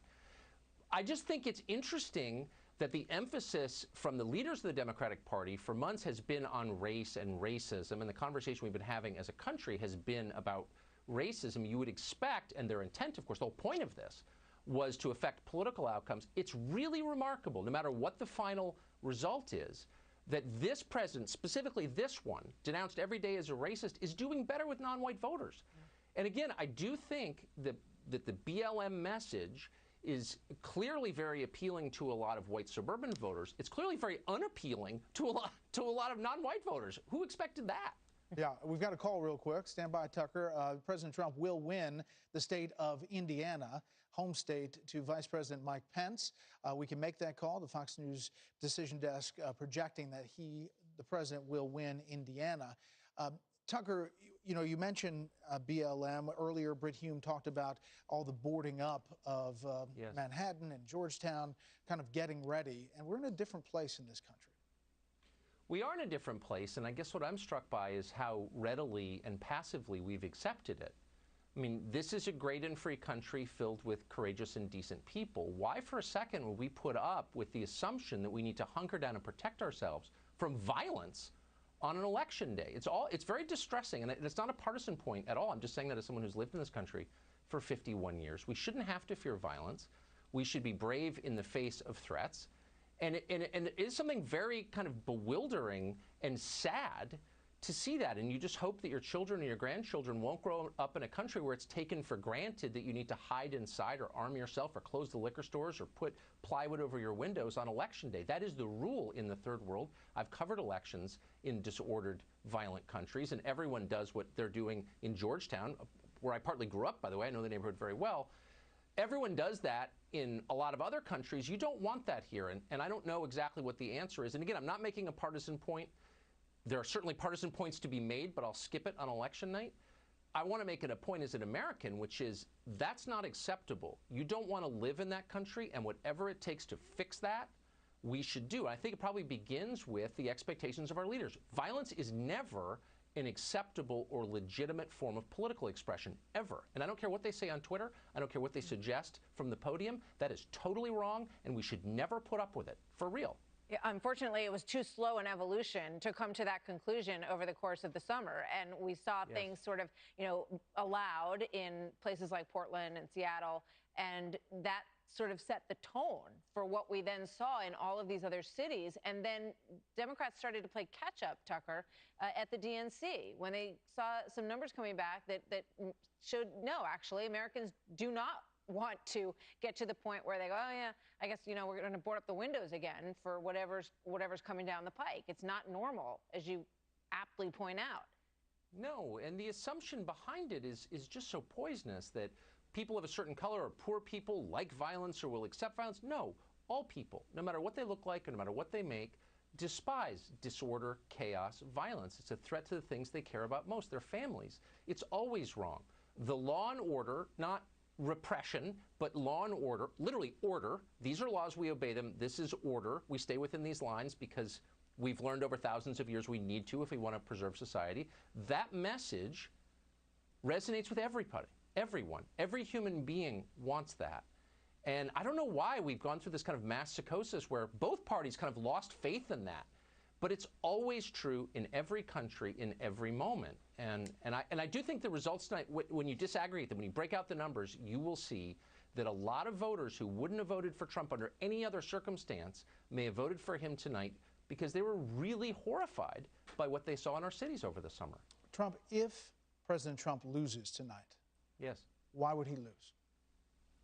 He would lose partly, I believe, well, probably many reasons. And, you know, if he loses, I mean, I always tell my children this, when you lose, blame yourself first.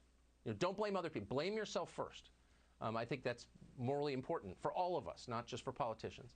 But I would say there are a lot of reasons, and they're obvious. I do think the coronavirus, the administration's response to it, also the political uses of it, it was used as a partisan cudgel, had an effect. I think the general feeling that things are out of control, and I actually don't think that's primarily the president's fault, but we could debate it. It doesn't matter. The incumbent will always suffer if people feel like, wow, you know, what's going on? Why doesn't someone restore order? This is scary. I don't know. The future makes me anxious. That feeling will always hurt the guy who's up for re-election, because every election, and any strategist will tell you, is a very simple question. Do you want more of the same, or do you want something different? And in a time of anxiety, people instinctively say, I want to change the channel. I want something different. So it's probably a bunch of different things, but I think the theme is what I just said. And if he wins, conversely. And if he wins, of course it'll be, look, I don't like what's happening now, but these people are really scary. I mean, they're really scary. Really? Look, Republicans held both the legislative branch and the executive for 2 years in 2016. And they didn't make that many changes, but they made no structural changes. They didn't change the system at all. We're looking, if there's a Democratic sweep, at Democrats in the first year changing the Electoral College, changing the voting age, changing the number of states we have, changing the Supreme Court. I mean, changing the fundamentals, changing our system itself. And I think most people, even Democrats, are conservative, small c conservative, and they fear radical change. So this is like a pretty good country, actually, despite its faults. Do you really want to tamper with the formula to overthrow the system that served us for 250 years? I think most people, if you calm down and maybe took Trump out of it, would say, no, I don't really want that. But that's what we could get. And I think it has scared people. But, Tucker, ironically, Joe Biden, I think, prevailed in the primary because he represented a return to normal. People saying, I would like the establishment back, please. Thank you very much. I was okay with it. I think that's right. And in the reality, as you point out, that may or may not be what they end up getting, and they may or may not decide that they actually wanted to go back there. Who knows? I think that's really smart. And a lot of this, certainly me, I missed this completely, missed what Biden was really about. But you're absolutely right. I mean, in the short term, what happened was all the energy in the Democratic Party was behind Bernie Sanders, and the donor. He really was the popular choice, I would say, in both 2016 and 2020 among Democratic primary voters, and Democratic donors put the kibosh on that. I mean, people like Mike Bloomberg, who just, by the way, spent $100 million in Florida, $5 for every person in the state of Florida. Yeah. People like that said, no Bernie Sanders. So Biden was the default. And I think, and I've known Biden for 30 years, and anyone who knows him will tell you he's a warm person. Nobody hates Joe Biden personally. I certainly don't. But I don't think the Biden of 1985 is the Biden we're looking at today. Tucker, as always, thank you. Thank you. Polls closing in just a few minutes. Keep it here. Quick break. We'll be right back. Is that a swing state? Investors, the best hedge is hard assets with low risk and high returns, including steady cash flow. The NRIA Prime Realty Fund pays a 10% monthly distribution plus targeted returns to 21%. Our fund is pro-growth with $1 billion in new construction development backing it. The Fed has plummeted interest rates, so hedge against inflation and receive our free report. Flow with the Fed. Call 201-210-2727. But that's only the beginning of South Dakota's beauty. Mountain carvings and breathtaking landscapes are just some of what's waiting to be discovered. When the time is right for you, our great places are open for adventure. I'm Governor Kristi Noem.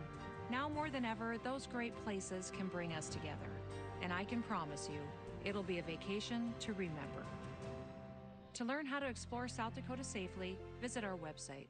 All right, everyone, we made it. My job is to help new homeowners who have turned into their parents. I'm having a big lunch and then just a snack for dinner. We're using a speakerphone in this store. Is that a good idea? One of the ways I do that is to get them out of the home. You're looking for a grout brush. Garth, did he ask for your help? No. No. No. We all see it.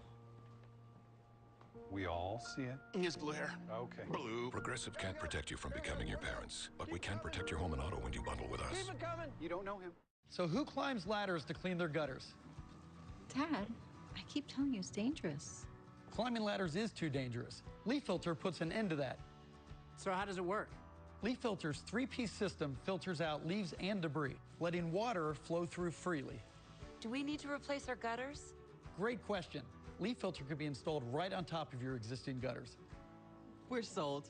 Call 833-LEAF-FILTER or go to getleaffilter.com for your free gutter inspection and estimate. This is Joe. He used to have bad breath. Now he uses a capful of TheraBreath Fresh Breath Oral Rinse to keep his breath smelling great all day long. TheraBreath. It's a better mouthwash at Walmart, Target, and other fine stores.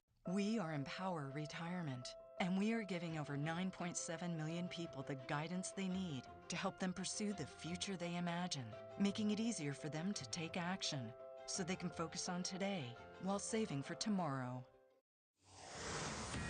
It is now 8:30 p.m. on the East Coast and 7:30 p.m. in Arkansas, the only state where polls close at this point in the evening. Fox News Decision Desk can now project that President Trump will easily defeat former Vice President Joe Biden in the state of Arkansas. Also, polls have now belatedly closed in North Carolina, a must-win state for the president if he's to secure another term.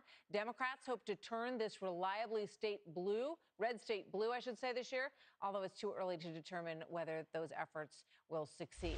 We're also watching the North Carolina Senate race, which could help determine the balance of power, whether Republicans keep control in the Senate.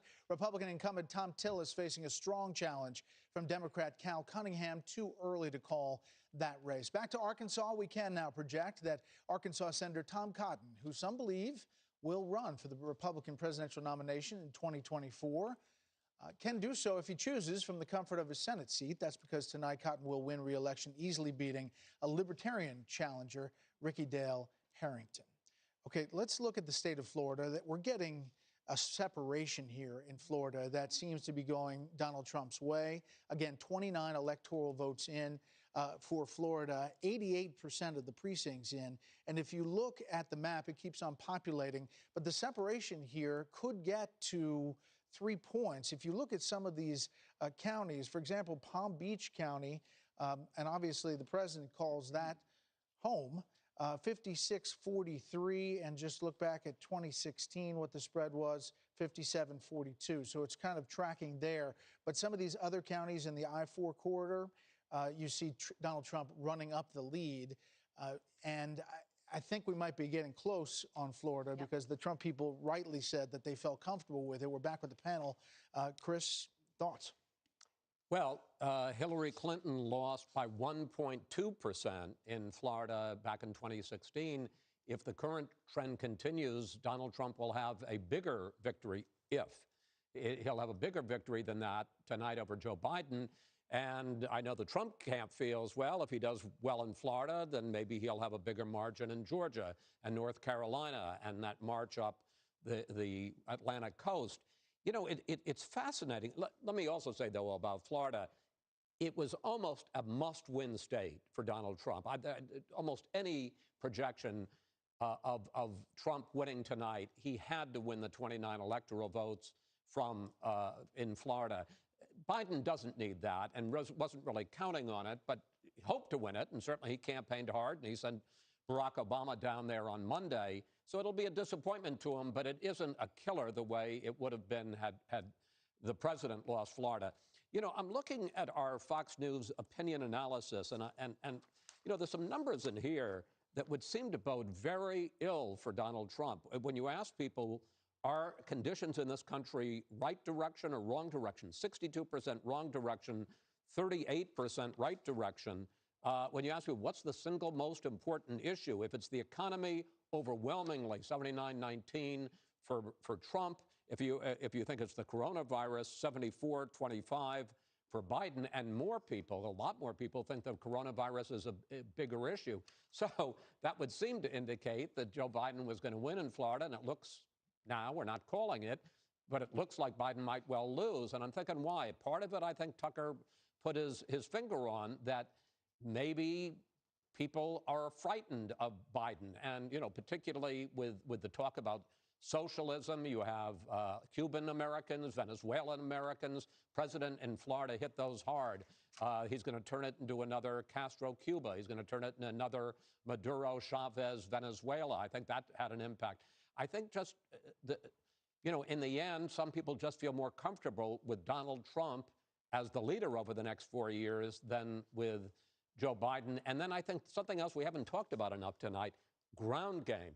The Trump organization has had an enormous ground game, and just as the president has campaigned in front of a lot of people, they have had people, millions of people, knocking on doors and doing the old-fashioned kind of blocking and tackling of campaigning. The Biden campaign, just as Joe Biden didn't go out and meet with a lot of people and hold big rallies, the Biden campaign was doing a lot more of it virtually and on the phone. And it could conceivably be, at least in Florida, that the old-fashioned way of knocking on doors and neighbors, getting neighbors to go out and vote, may be the difference. Yeah, just a couple other things to point out here. I'd love to get Britt to weigh in on this. Looking at these voter analysis in Florida, would you say that Joe Biden is a strong leader? 3% say yes. Would you say that Donald Trump is a strong leader? And you've got 86% of those who say yes to that going with President Trump. Same kind of breakdown that we're seeing in honest and trustworthy. President Trump does not fare well on that, didn't fare well on it in 2016, and yet it looks like people are leaning in his direction regardless of that. They think Joe Biden is very honest and trustworthy, but strong leader seems to be more important. It does tell you something what people now expect from political leaders, right? That, really? That honest and trustworthy wouldn't necessarily be the big bellwether you would imagine. By the way, folks, just to hark back to 4 years ago, and we talked about this on this night. Oh, here we go. We've got a minor shift in the betting odds, which were well up over 65% Biden. Now it's 59.2 to 40. So at least some people who have money on the line have begun to think that Mr. Trump has a better chance than they did for many, many, many weeks, because the betting averages didn't move at all. A couple other things, Martha. We've talked about the gender gap. Women outnumber men in this country 50.5% to 49.5%. That's been true for some years now. In this electorate, according to our voter analysis poll, or whatever we're calling it, it's 53-46 in this electorate, women over men, and Joe Biden's winning that cohort by 18 percentage points.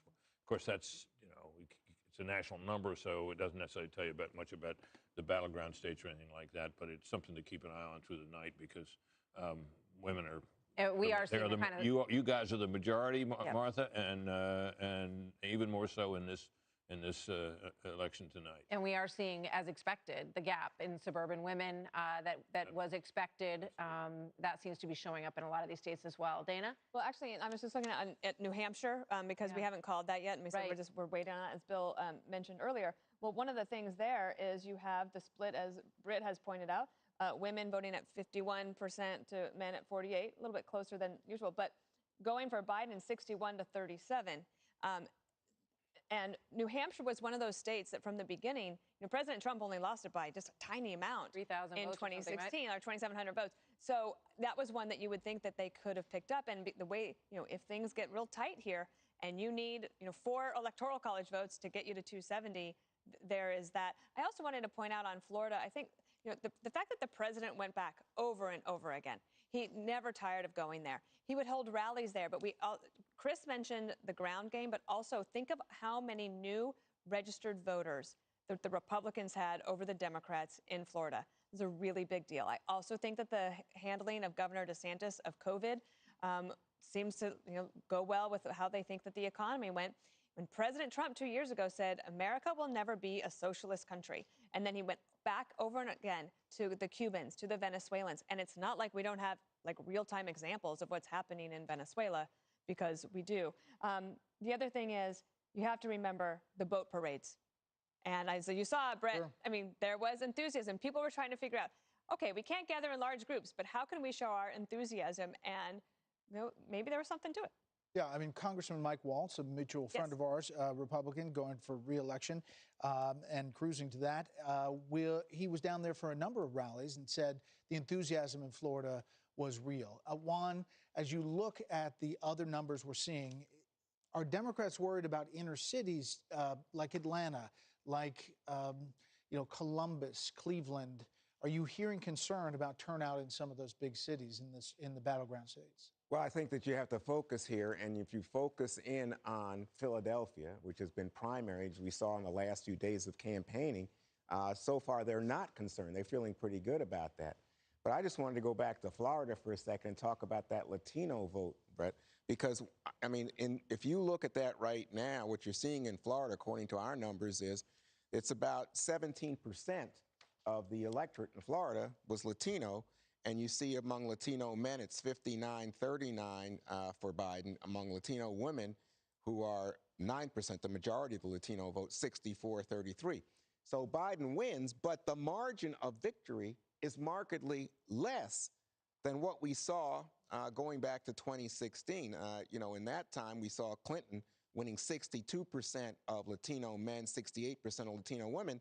What we're seeing today, again, is Biden with about 59 among the Latino men, 64 among the Latino women. So the margin has shrunk decidedly, going from about 37-40% now down to about a 23% margin in terms of the Latino vote. Again, the success that President Trump had with the Latino voters in Florida, I think, is a key element in what he's doing. We also have to talk a little bit about, at some point, how he's doing with black men, which has been a big discussion. It had been a big focus going back to the State of the Union through the conventions for the Trump campaign, hoping even recently with some of these rappers coming into the White House, embracing the president, that he could sway black men to come with him. But, again, it's really about black women who have turned out, and they've been strong for Biden in the states that we've seen so far. 92% in Virginia, 94% in Georgia, 95% in North Carolina, 93% in Florida. It's in Florida, obviously, the case more Latinos than blacks, but it's the strength of black women that it seems to me is pushing what Brit Hume is talking about with the differential. You see more non-white women pushing towards Biden. Let's get Karl Rove in here. Karl, your thoughts on what we're seeing develop here tonight in Florida? Well, a couple of things. First of all, of full disclosure, I think one of the big issues here is voter registration. I say full disclosure because I was involved in a nationwide voter registration program in 13 states that allow online registration. Think about this. 2016, there were a total of the Republicans were 340,000 below the Democrats. Today, they're about 130,000 below the Democrats. That's the smallest margin between Democratic and Republican registrations in like 30 some odd years. And Florida was a much smaller state with a much less of a population for that long ago.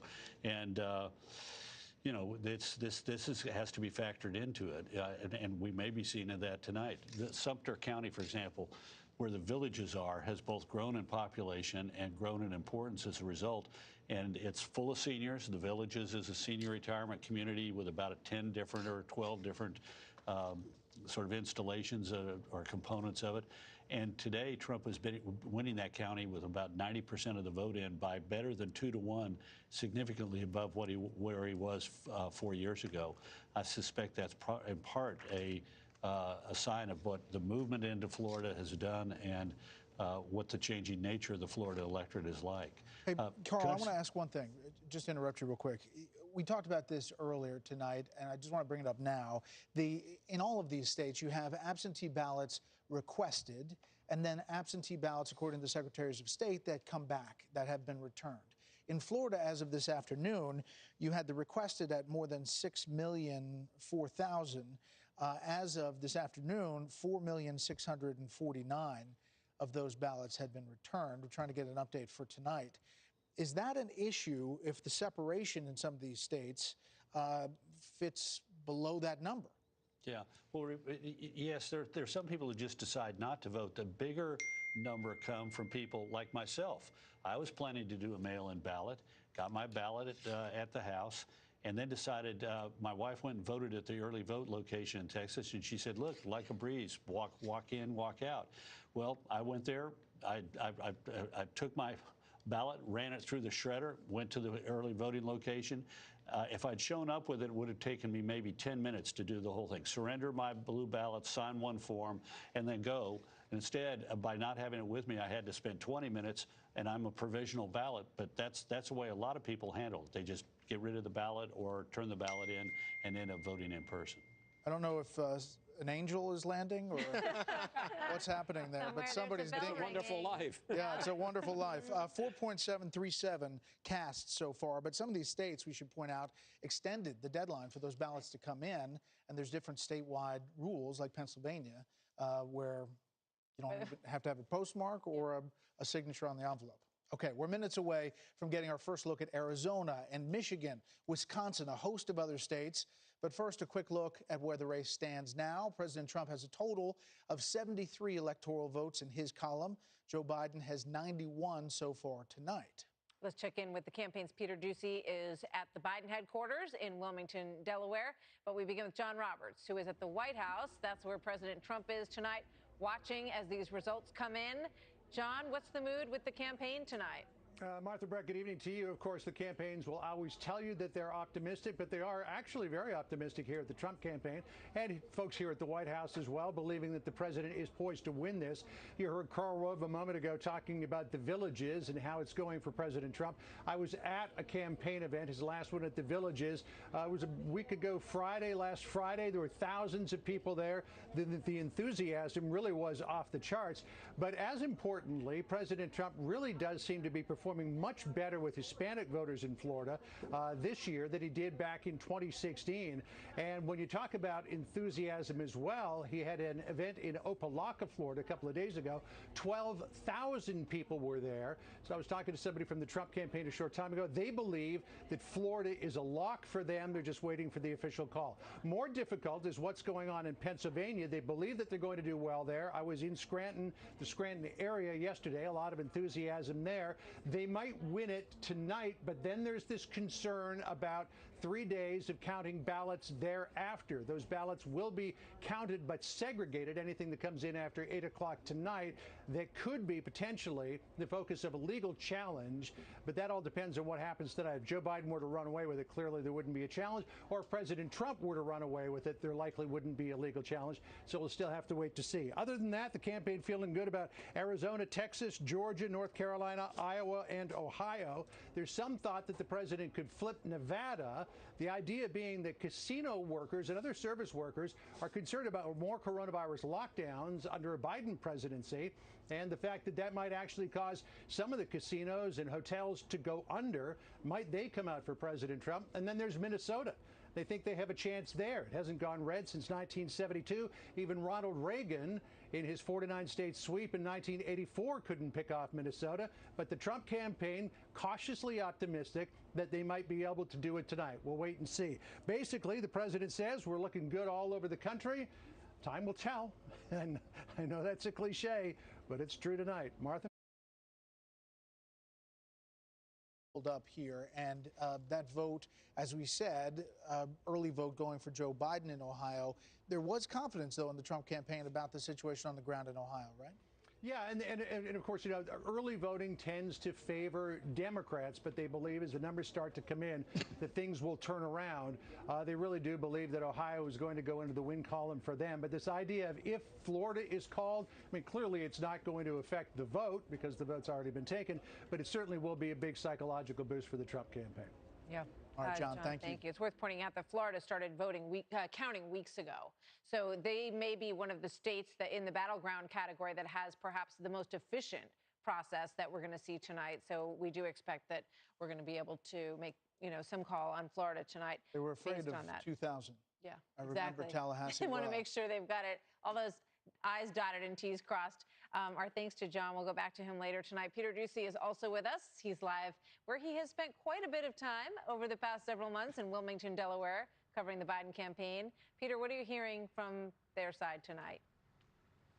Well, right now, Martha, we're not hearing anything at the Biden HQ. It is very quiet, as you can see, because the 300 cars that have been queued up and swept nearby for a drive-in event tonight have not been let in. So it is kind of a surreal scene where we do expect to see Joe Biden if he has anything to say. We have heard from the Biden team that nothing has changed as of right now from the last time that they ran through their numbers with us this morning, when they were confident enough to say that they thought they had a path to victory even if they did not win in Pennsylvania, Florida, Ohio, or Texas. So as of right now, the way that they see things, that still has not changed. They think that a lot of they're also telling us that a lot of what they think they're hearing from the Trump campaign is platitudes, and that if the Trump campaign really thinks that they have a pathway to 270, or at least as many pathways to 270, that they should show their work.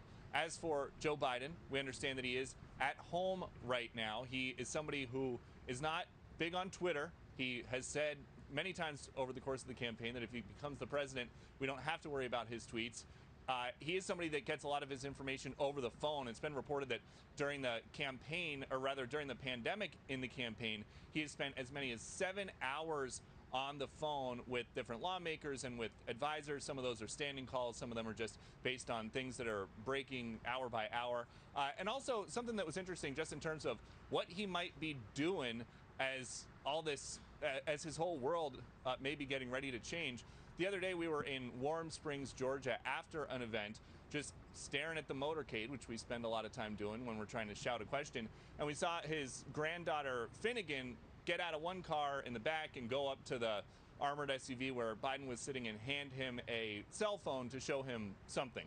And so we know that he is watching the returns with family. He usually doesn't have a lot of people around, but it is a family effort to make sure that the Democratic nominee is fully briefed on whatever is going on. Martha?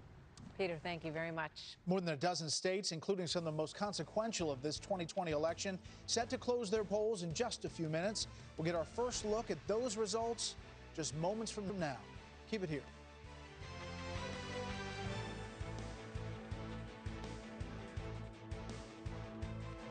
One day. From reimagining the way you work to reassessing what you need, you've changed the way you do business. And now, so have we. With no annual contracts and flexible internet and voice solutions, you'll have what you need to get back to business. Rethink, reconnect, reimagine. Switch to Cox Business today. Being a kid doesn't always feel great. When it's just pain and no fever, give them natural pain relief. Highlands is a kinder way to care for kids. Claims based on traditional homeopathic practice, not accepted medical evidence, not FDA evaluated.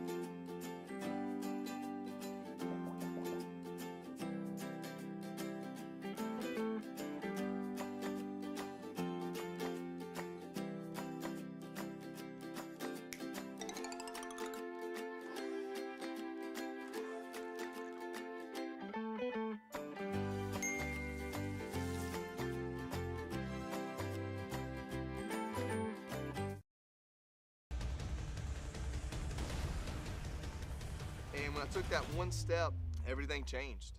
In that moment, I don't know if I knew if I was going to make it or not. Inside the fight for recovery and drive to overcome any obstacle. I didn't lose my legs. I was given a second chance at life. You can be the resentment of war, or you can be the resilience of war. Watch Alive Day, Johnny Joey Jones. Available now on Fox Nation. Get a copy of Sean Hannity's new book when you join today. Go to foxnation.com for details. During this season of gratitude and goodwill, we honor America's heroes. Love of country, recognition of service. From the front lines to the front door. You know, they had our backs. What this is really about is veterans helping other veterans. This month, we celebrate America and pay tribute to our American patriots. All November on Fox Nation. Subscribe now and we'll make a donation to the Independence Fund. Plus, Patriot Plan subscribers will receive a copy of Pete's new book, Modern Warriors. Democracy means freedom. If you don't like it, we can change it. It just matters how you vote. Democracy 2020, it's in your hands. The Second Amendment First Responders Program. This program seeks to actively engage Americans who want to protect our Second Amendment rights. Please text PROTECT 2A to 474747 and become a Second Amendment first responder. Now is the time to defend our right to keep and bear arms. Text PROTECT 2A to 474747. Again, text PROTECT 2A to 474747. Now is the time to defend our right to keep and bear arms. Text PROTECT 2A to 474747. All right, a Fox News election alert. We want to give you the probability in these states. Remember what we talked about at the beginning of our broadcast, and the probability meter takes into account the voter analysis survey plus the raw vote total that's coming in. Our decision desk in Florida can say that Florida is 93% a probability, not a certainty, that it's going to go to Donald Trump. They haven't made the call as of yet. Flip that over to North Carolina, where we are still getting the vote coming in, 89% probability for Biden in North Carolina, and that is really worth digging into about what is happening in the state of North Carolina. 73% in. Let's go to Bill Hemmer and get a look at some of these counties and some of the breakdown in North Carolina tonight, Bill. 2020, what's up is down, right? What's down is up. I mean, how many times we've been doing these elections when the raw numbers come in and you really start to see the trend. This year, however, we caution our viewers the early vote skews blue. And then you get the in-person vote. Here's a very good example of that. North Carolina, you're about 75%, 73 at the moment, 73% of the vote counted. Joe Biden with a slight lead here. And you look at these counties here, largely rural in the eastern part of North Carolina. Watch this here from 4 years ago. They were all red. So I would expect a little more votes to come in here and keep that vote very close here in North Carolina. We'll see which way it breaks. I think, guys, you can poke through this map in North Carolina. You can find good news for Joe Biden. You can find good news for Donald Trump as well. So we'll continue to watch that flow in. I'm keeping a close eye on Ohio. Just a little more than half of the vote in right now, and Joe Biden a 10-point lead. Do we really think Ohio is a 10-point lead for Joe Biden? Probably not. Campaigns virtually ignored Ohio. When was the last time that happened in a national campaign? In fact, Joe Biden went to Cuyahoga County, which is Cleveland, just the other day. It was like a drive-by, pretty much. He came by there in the early afternoon and then went back to Pennsylvania. So Ohio at the moment still has a lot of vote to tally. And I would make the case, guys, that you can dribble around this map here in Ohio, too, and find good news for Donald Trump in the offing and find good news for Joe Biden as well. Here's one. I mentioned this earlier. This is Delaware County. These are the suburbs of a growing Columbus, Ohio, just to the north. This is where our friend John Kasich lives, by the way. You see these numbers for Joe Biden? This is what I would, Martha, you mentioned the suburban vote, how we're tracking that right now. This is where you find it here. Joe Biden by 10 points over Donald Trump. You got a lot of votes in for that county right now. You see how it was flipped 4 years ago?